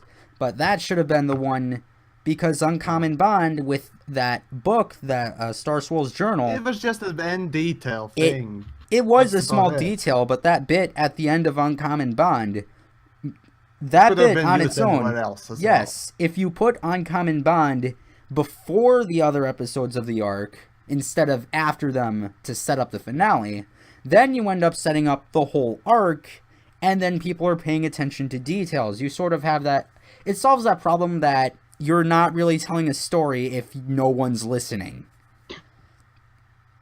Yeah, well, I think they could have used the opening of the season to better effect, to be honest, because how about they actually sort of set something up with that or at least just told an actual story rather than just having like a collection of hearty scenes and conversation with no proper conflict where nothing's at stake, which Celestial Advice, boring, really. Celestial Advice has its positives, but overall it's the worst. I'm gonna say it's probably the worst premiere of the bunch. Yeah, just it's because not it's slice of life. Having a standalone episode. Way worse.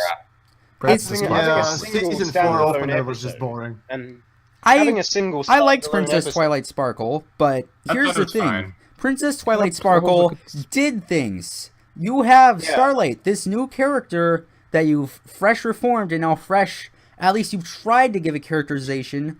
Now season 7 comes along, Celestial Vice is promising to put her in a situation where the character would grow, that would advance the lore of the series, and for those of us who don't like her, would get her more out of the way. It's sort of like, especially the solution with Trixie, with having her travel Equestria with Trixie, that sort of solves most of the problems that Starlight had at that point. And you instead choose to do nothing. Well, in Why? terms of what What apart really from what Because it does in status terms quo. of the arc and Status characters quo.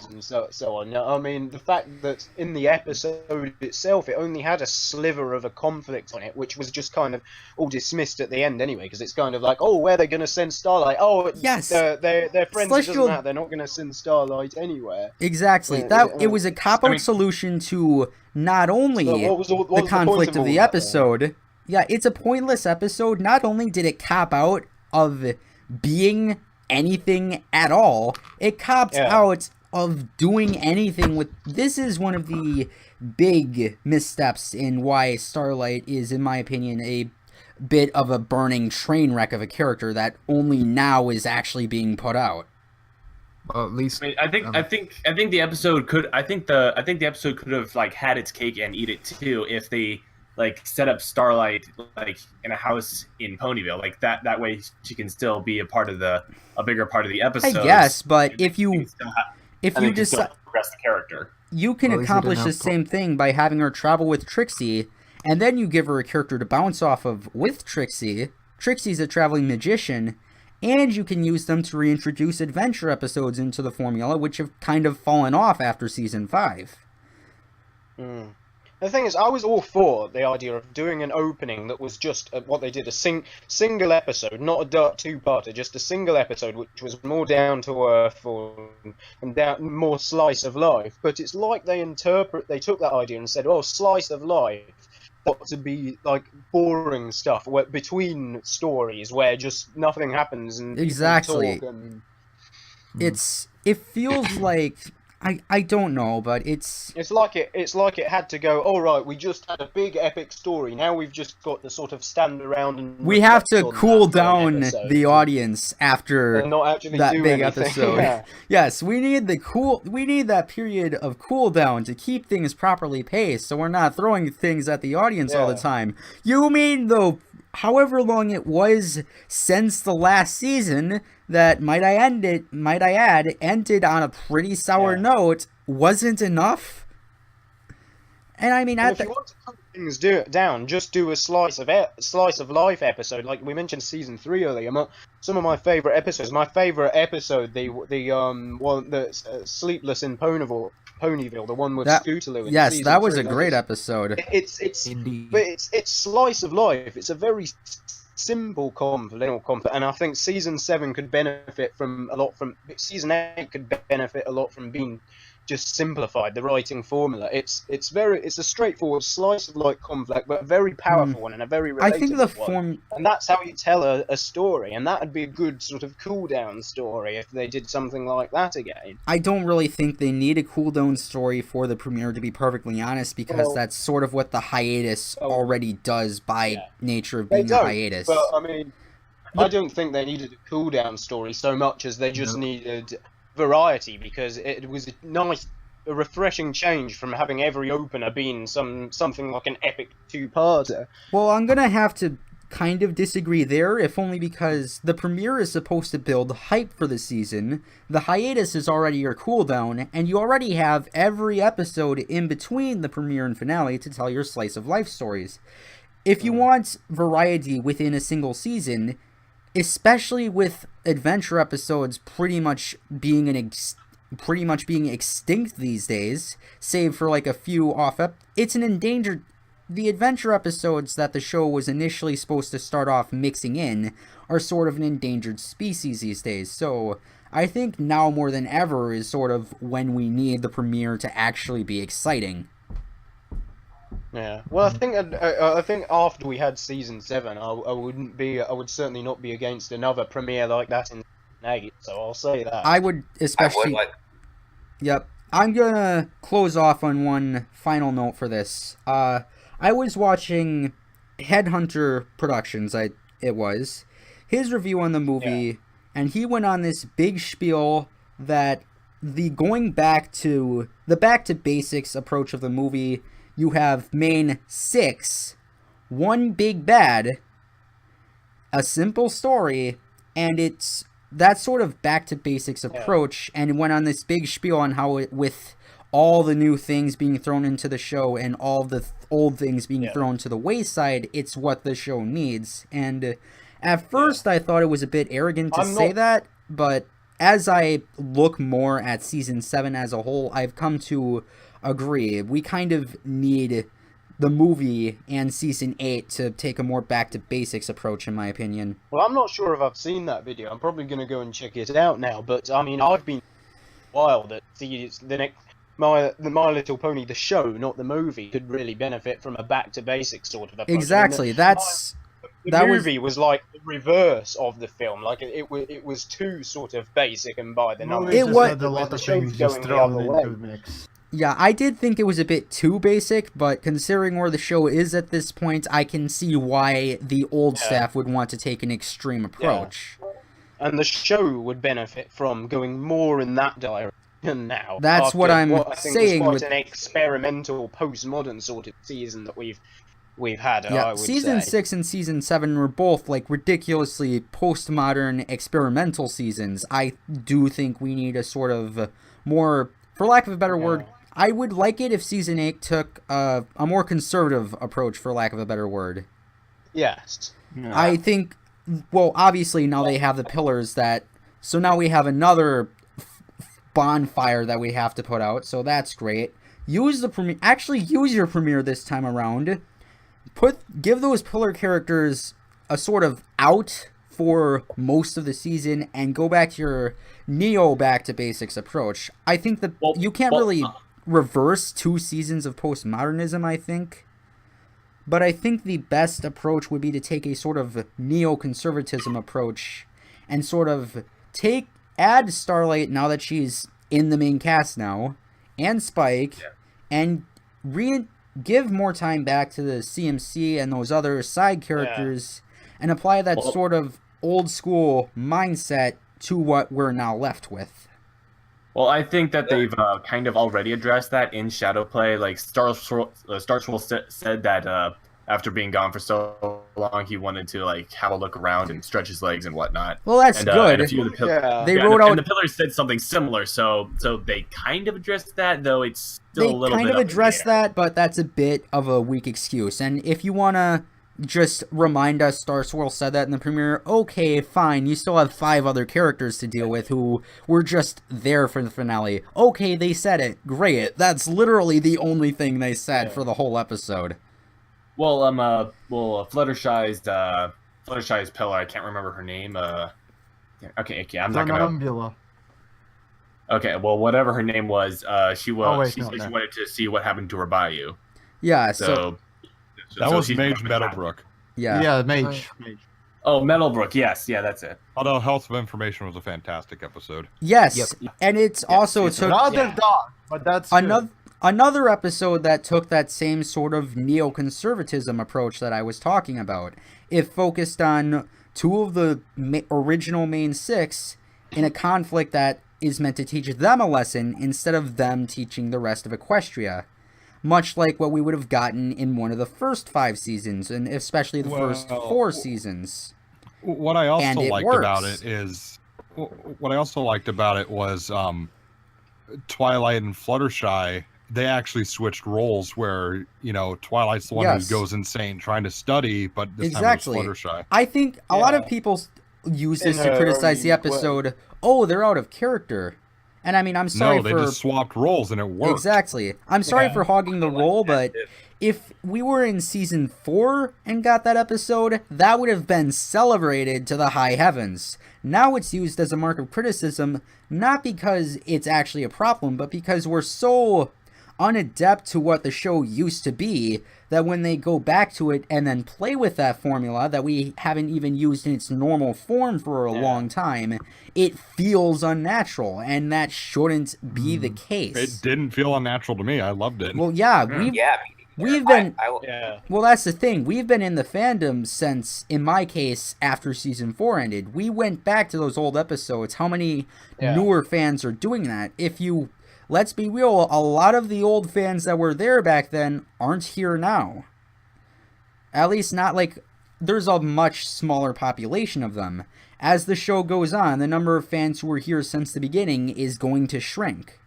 So the fact that the old formula only feels natural to a plurality of the audience and not the majority of it is, in my opinion, the pretty much the exemplary effect of the problem. The fact that that exists is the obvious telltale sign of the problem we're having, what it is, and what we need to do about it. Well, not we, but the staff. Yeah. I get But then, like you said, the old staff, they're retiring from the movie because it's over and they're coming back. Yes, and this could be good. I heard talk of them making a movie sequel, and as much as I think it'd be fun, I hope for the show's sake that it's not the case. I think they said there's a possibility it would be a direct-to-DVD sequel.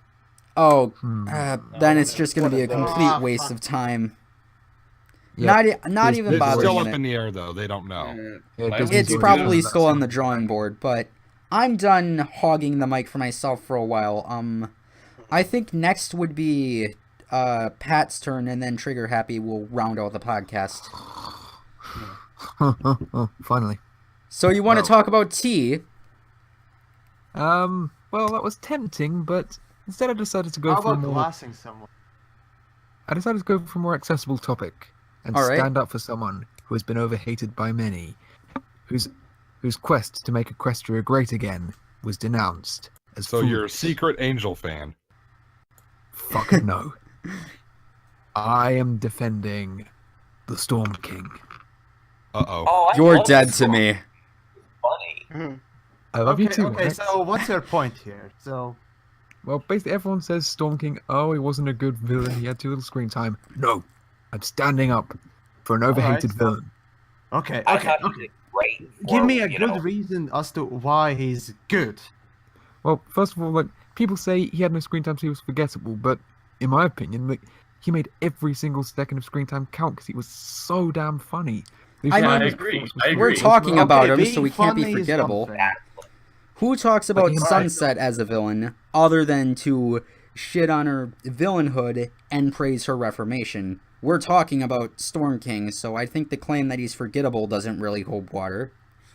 Well, No, don't forget, exactly. everyone said Sunset would be forgettable after the first Equestria Girls movie. But then her reformation was I know, probably the Looking best back thing in the franchise hindsight has ever isn't fair. done. Yeah, looking in hindsight is not fair, but I'm just pointing out. Yeah, but even now, like, Storm King had so much charisma and screen presence that... Oh, all right. So really- you can have charisma, but it still can't really make you a good character. It may make you just simply rememberable. You know, just being. He there did for make the his screen voice or time. What else? Yep. He made his screen But, time. It is fun. All right. So, but the point is, what makes a good character? The question is, what really does make a good character? Obviously, those are the good parts and the bad parts of the character. Well, aka, the storytelling flaws and what else. storytelling is based on show don't tell, and in that respect, you can make a good character. Not always. Most of See, the show don't time. tell is usually Yeah. the best approach for things it's hard to do, and that's why show don't guess. tell is in such high regard. Now, My- you can easily tell, no problem. You can easily tell and make a good story, but that's the thing. When I look at That's some, you're kind some of character like a Storm That's King, not what I right? was. The point I was going for. The point is you can Alright. show in small amounts of screen time. The trouble is with Storm King, you still have too much to show for what is supposed to be the main villain. And let's be real here, he's a side character He's next not. to Tempest. In reality, But the way... but for the character that's supposed to be the big bad, they really didn't do much with him outside of a cell phone gag and coming in at the end. It's like Yeah, but at the end, he's he the needed- villain version of Sonic in Subspace Emissary. He's a powerful character. No. He's a powerful No. character, and he's fun, and he's cool. He's also only there for 10 seconds. and he had won by the 10-minute mark of the film. His plan to take over Canterlot with all of the walls and stuff, people praised Tempest for it, but it was Storm King's master plan, and he won. Well, I That guess, was but really damn... I play as a villain. Well, as far as trying to take over Equestria, Tempest is the one who led the armies, the one who hunted down the main six, He the one was who the main kidnapped villain. Twilight. Yes, Storm King came up with the idea, but he certainly didn't do anything to he certainly didn't get off his fat, lazy butt to actually do and put out his plan. He dumped it on someone else and then screwed them over, which, really smart strategizing there, bud. That's not going to come back to bite you in the butt at all. Oh, wait, sorry, you can't hear me? That's because you're dead, because you made that stupid mistake. Well, without the whole Honest- magic of friendship spiel, Tempest would have probably been killed, or something, by the huge storm that had almost taken over Canterlot. Honestly, Now, when it comes to Storm King, all right. So, he's really in the movie there just to present the main threat rather than just being the main villain. Because let's be honest, the main villain was Tempest. Her drive Exactly. to get to, Storm King was really, in my opinion, just the story detail put in there just so Tempest has a reason to really go for it and to have her all this, Which seems a bit additional backup Yeah. and stuff. Which Well, seems a for me, bit they're- redundant. Sorry, you go. No, well, for me, the relationship is kind of similar to Darth Vader and the Emperor, in that you have the extra threatening henchman who's out in the field doing all the stuff and has a lot of Indeed. depth under the surface, but then you also have the irredeemable master planner who's manipulating it all and still is pretty scary. The Emperor despite still their did strength. things, though. And Well, yeah, not- Emperor did things, and Empire really was the main threat there. Rebels fighting against them. Everyone's doing things because the bad Empire is coming after them, not because the Yeah, but most Darth of- Vader is coming after them. Darth but Vader most- is just a detail there, a henchman.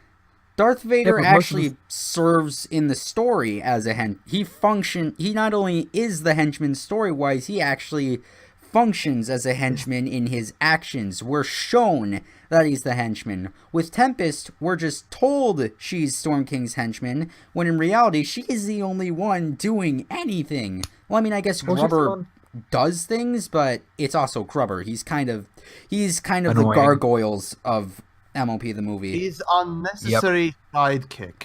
That's all I would Exactly. say. He's the I will gargoyles. raise- Because it's an animated movie adaptation, it has to have an annoying sidekick or minion. Exactly. Or whatever. We gotta Yeah, I will make say- No, you don't need to, because we gotta make the movie service. We gotta not have the villains scare the kids.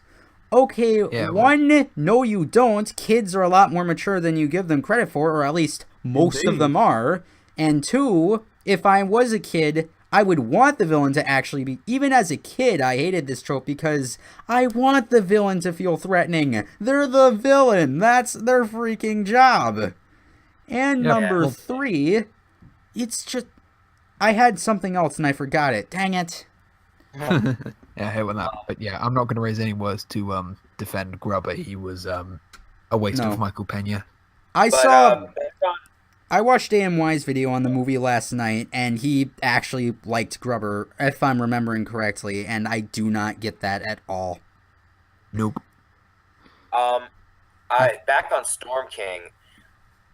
I've said it before in chat, but I'm gonna say it here again. Storm King, for the fact that the way he acts and his mannerisms, very self-aware, pretty much like Hades and Deadpool. And Aku. And it's a real shame that they did so little with him and they killed it off. It's a real shame that he was thrown out. It's like you had a gold bar and you just threw it in the trash. Like, what the hell, you know? Yeah. Yeah, plus, like, he did have actually moments where I did find him legitimately scary, and also where Tempest found him scary. Like, I when was- in the phone call gag. Wow. No, Storm Oh. King didn't... really scare me as a villain. He just more so made me laugh at him. Not with him, at him.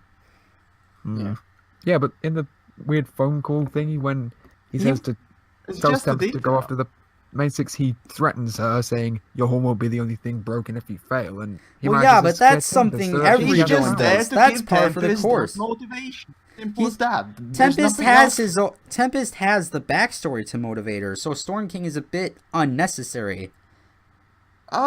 He's there for the detail, just to motivate her to do things that she otherwise wouldn't. I mean, she's, from Pony kind, but else attacking their own kind wouldn't make much sense. I Now, mean, I would it? guess, but you could have come up with less redundant reasons to make Tempest actually Indeed, play you that role in the could. story. That's called good writing. Yeah, Well, plus he served for a redemption in his Yep. moment of stupidity that I won't defend. I Even got though he was all powerful, he didn't need a henchman at that point. I got some animated Joker vibes off of Storm King, like a tiny bit. Yeah, so I didn't watch Batman animated, so I can't really speak on that front. shame. Oh well, the fact that Well, I he was only born in '99. So was I.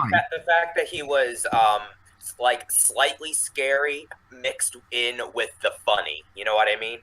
Well, Yeah, I when didn't he get any scary vibes off of him, but I can definitely say that he was a funnier villain. Yeah, I didn't find Probably- him scary, Yeah. but I found him threatening, if that makes sense. Well, I guess, but that makes sense. Discord is much more. I think he does that much better.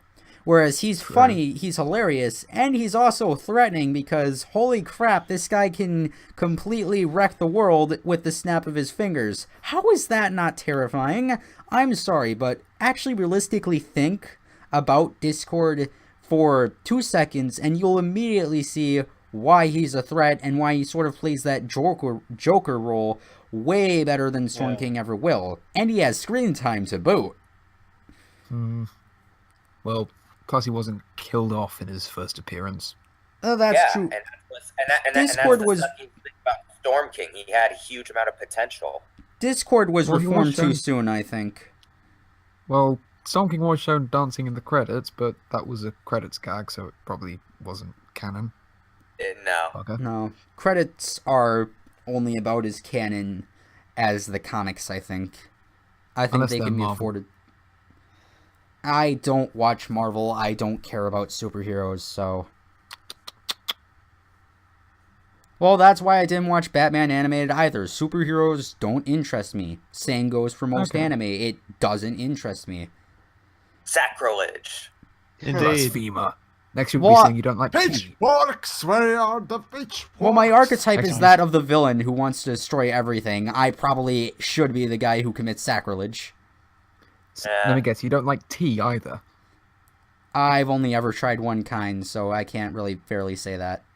Right, need that's it. about I'm leading a 5 coup. Sugar to make I'm I'm leading a just too coup. uncultured to comment on this, really. What? Yeah, I'm I eating tried too. ice chamomile. It's pretty good. Yep. Sorry, Midnight. Jasmine. You were saying Midnight? I was just saying I'm too uncultured to comment on. Oh, all right. I thought you were going to comment As on in, something. like, I just don't. Well, I'm pretty Like, sure. I don't see a lot of things. I've never drunk tea either, even though I'm British. So I mean, that in itself is sacrilege, probably. Yeah. Well, I drink tea. I drink tea all the time. I find it much better than coffee. Thank you, Trigger. I hate Who's coffee. Yeah, coffee's the worst. I only ever tried one kind of tea. I forget what kind it even was, but it tasted like an inferior form of juice, so it probably wasn't even that good of a tea. I can't fairly say I like it or dislike it. But coffee, I've had coffee a few times. I would rather drink... I would probably be better off drinking my own urine than coffee, because I can't even drink coffee because I gag. Same. Yeah.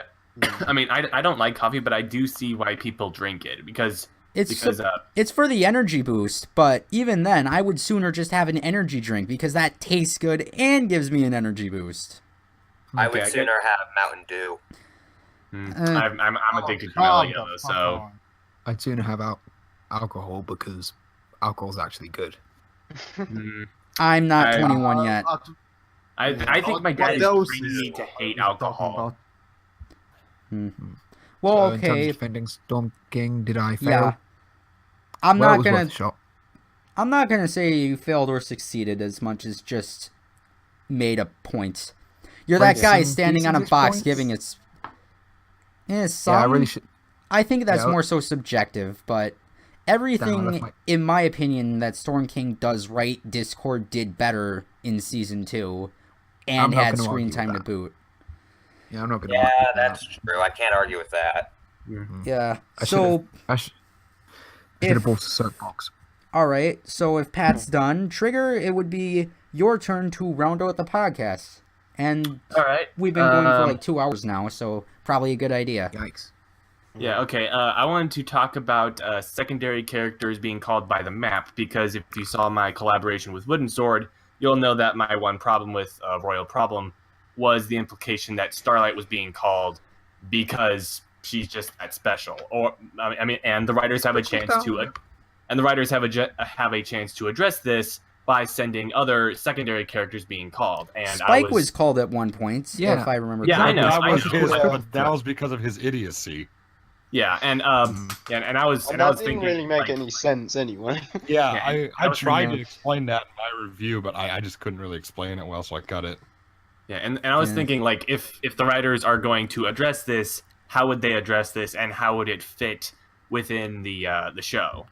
Well, to I mean, counteract your point a bit here, Starlight's essentially, much to my chagrin, Starlight is basically the 7th main character in all but name at this point.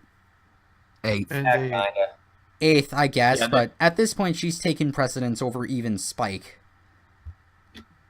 So, Starlight being called by the map really isn't a big deal. When Vinyl or Octavia or Lyra get called by the map, let me know. But until that Well, I would happens, argue- I'm not going to Spike say it's was a big called deal. by it.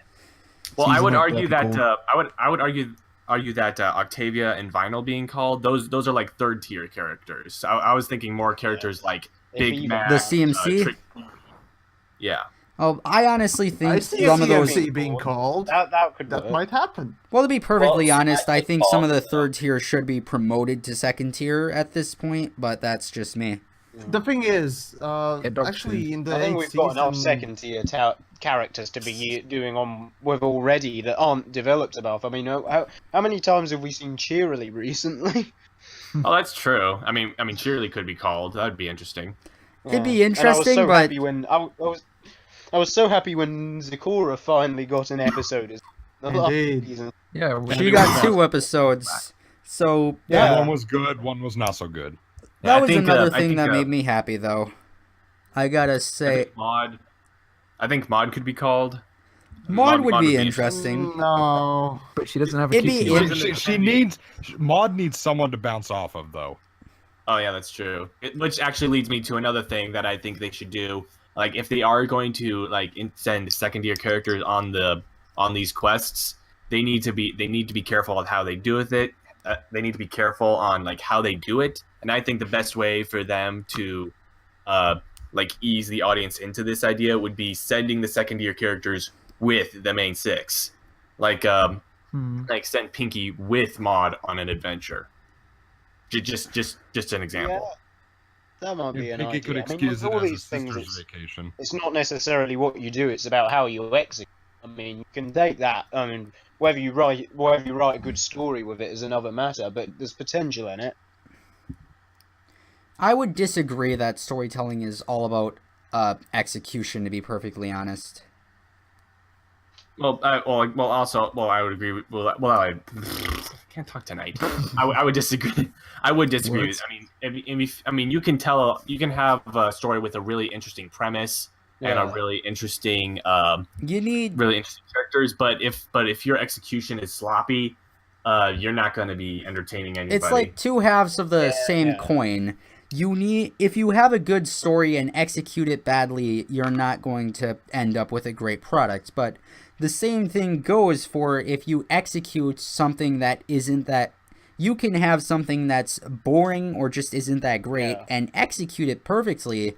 You're still not going to get a great product. Well, like I Case said, in there point needs to be is like potential in the idea to begin with. Exactly. The People best say- stories are the ones that have a balance of execution and premise. Exactly. people My say case there are in no point for taking something flawed and executing it well is going to be every time in the movie when they refer to friendship as if it's the Force. I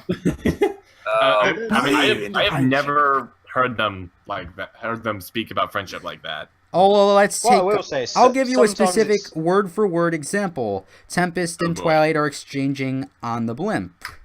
Tempest Wait, let is- me guess. Friendship didn't fail me, I failed friendship. Well, Have you yes, ever but- heard any character in Star Wars say, I have failed the Force? No, but they're still using it as if it's a proper noun. It kind of fair defeats the enough, purpose. fair enough. For a show that's trying to teach the values of friendship, it kind of defeats the purpose for me when you use the word friendship as a proper noun. Yeah, I get it. It's like with the prequels of Star Wars, taking the mysticism out of the Force by explaining it with midichlorians. Objection, fixed it. they never explained the Force with midichlorians. Midichlorians were just means to measure the Force. But whatever, it You can takes justify potato as much as you want. It's still a rotten piece of shit.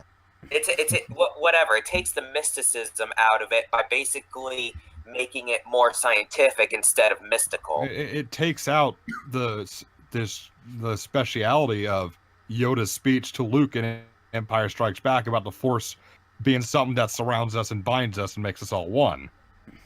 By explaining it scientifically, it's like, okay, you just gave a middle finger to that freaking awesome speech. Yeah, it shows the magician behind the curtain. Exactly. What I will say, going back to kind of before, is that, I mean, I think it is surprising sometimes the things that will work if they're well executed, though, like things you wouldn't necessarily Fallout think would Equestria. work. I mean, who thought that we'd ever get a good story with snips or snails in it where they're actually funny and actually work well, and we got that. Yeah. Well, we got that Yeah, with but Snips, Snails. Snips, but not Yeah. snails. Actually, those Yeah, two well, haven't Snips been in. was, I mean- Snails was actually funny in Buckball season. Yep. Yes, For yes, reviving yes. the Yeah, that's secondary. what I meant. And they were able to do it without actually like breaking his character or make him like act. My only problem with that episode was it was just too predictable. Yeah. Yeah. But I mean, as in, the fact that Snails was quite comedic in that episode and was generally well received. I mean, there's your execution.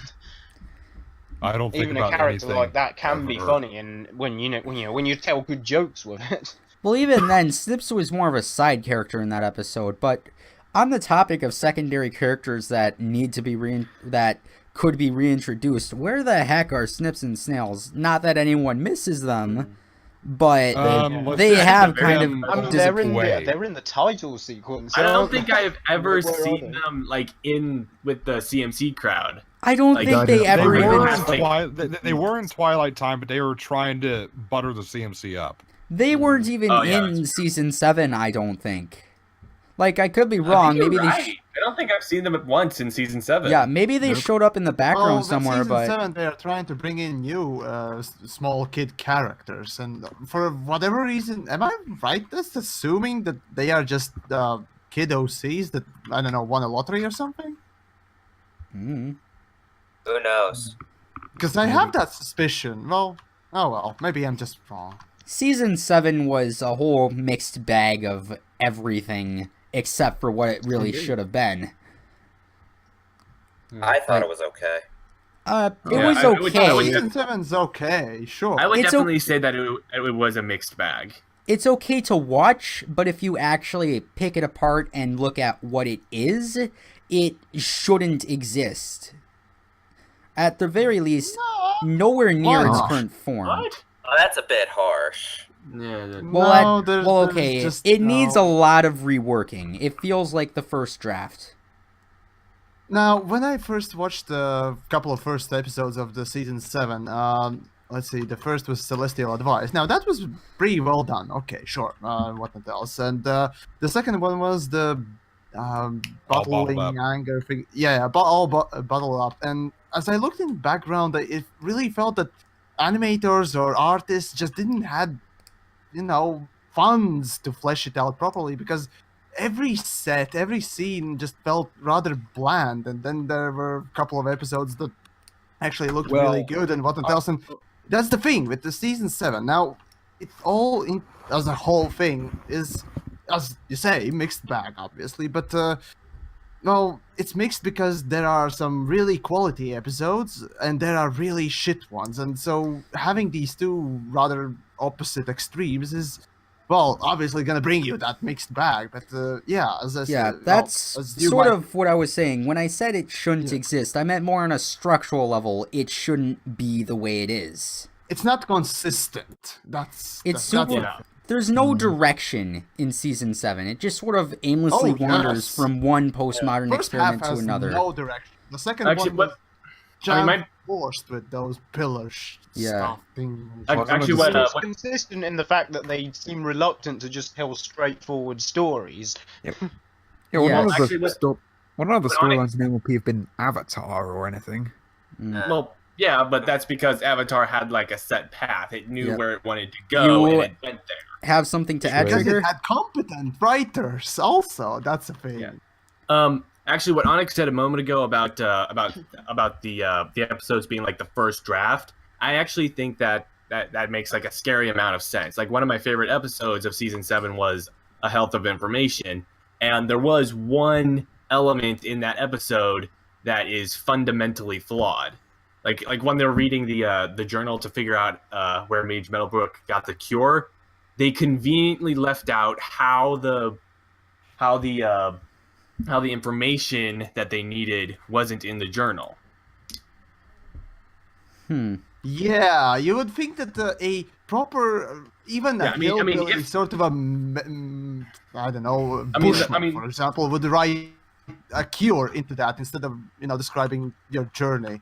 I found that incredibly frustrating because the journal was detailed, and then the part where she actually got the honey was conveniently left out. Like it said, it's not in the journal. I mean, and that pissed me off because all they had to do was say like this page is all smudged or illegible, or maybe have a page torn out. Yeah, that some terrible that would have fixed the issue. That's all they had to do. But then why would the page be torn out? I think smudged makes a lot more sense. Or maybe there's just like a puddle of ink. Whatever maybe she spelled it at some point. Yeah, the books are so old. Whatever detail you choose. Or whatever detail you choose. Yeah, that come up with some explanation for why that bit of Mage Metalbrook's story was missing. I guess, but I honestly don't think that brings down the whole episode. Whereas with season 7, it does enough that for me it brings down the whole season. Yeah. The first half, especially, is more so what I rail against. The second half, my only real problem is the arc it had, and its arc really wasn't that great. But the individual episodes, okay, it's passable. The first half just kind of aimlessly wanders around doing something. And it's just like, okay, what's your point? And then it just keeps wandering around in circles, and it's infuriating. For the first half of the season, I was just waiting for that moment when they pick up the season-long arc. Story line or the story arc. Season arc. And it never happened. I was like, exactly. And what? That's probably why I ended up skipping so many episodes too, just because I had no interest in it. It didn't do anything. It wandered around doing nothing. Like, Celestial Device is a bit of a microcosm for the whole season, I think.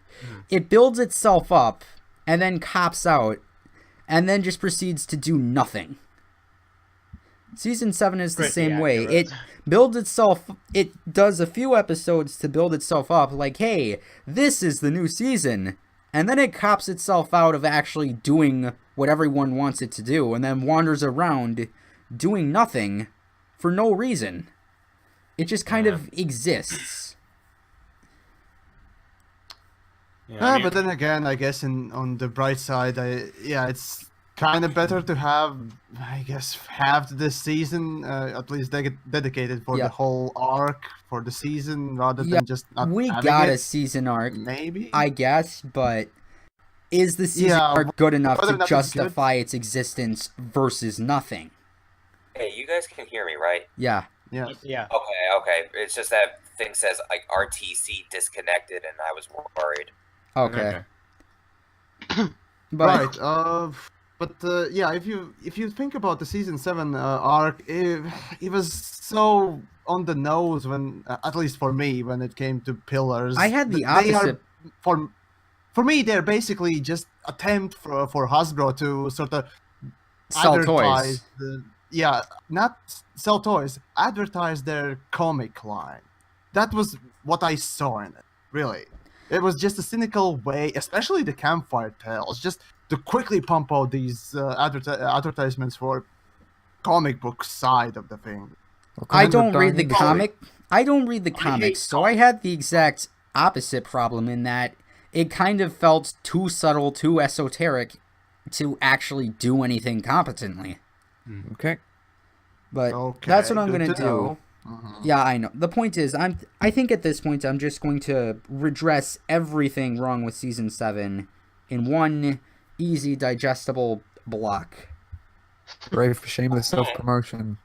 Yay. Hooray! Hooray! It's almost like my that's the voice, point of the click my ads. group. Yeah. Click my ads.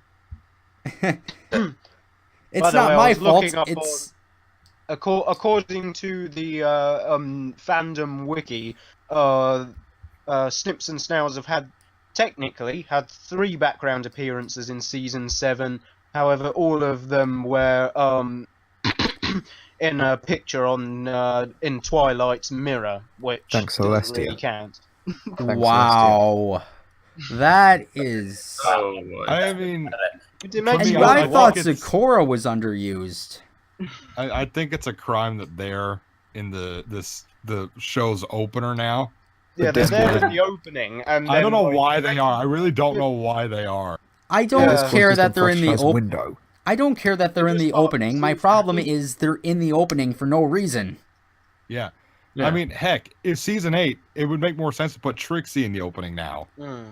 And why would they be in a picture on Twilight's mirror anyway? The main 6 or Twilight are ever really done anything with Snips and Snails. I mean, That's a good like, point. as in they have any sort of I mean- relationship, really. Twilight and Spike had to deal with their idiocy in Ghostbusters. That's about all I can think of. Yeah.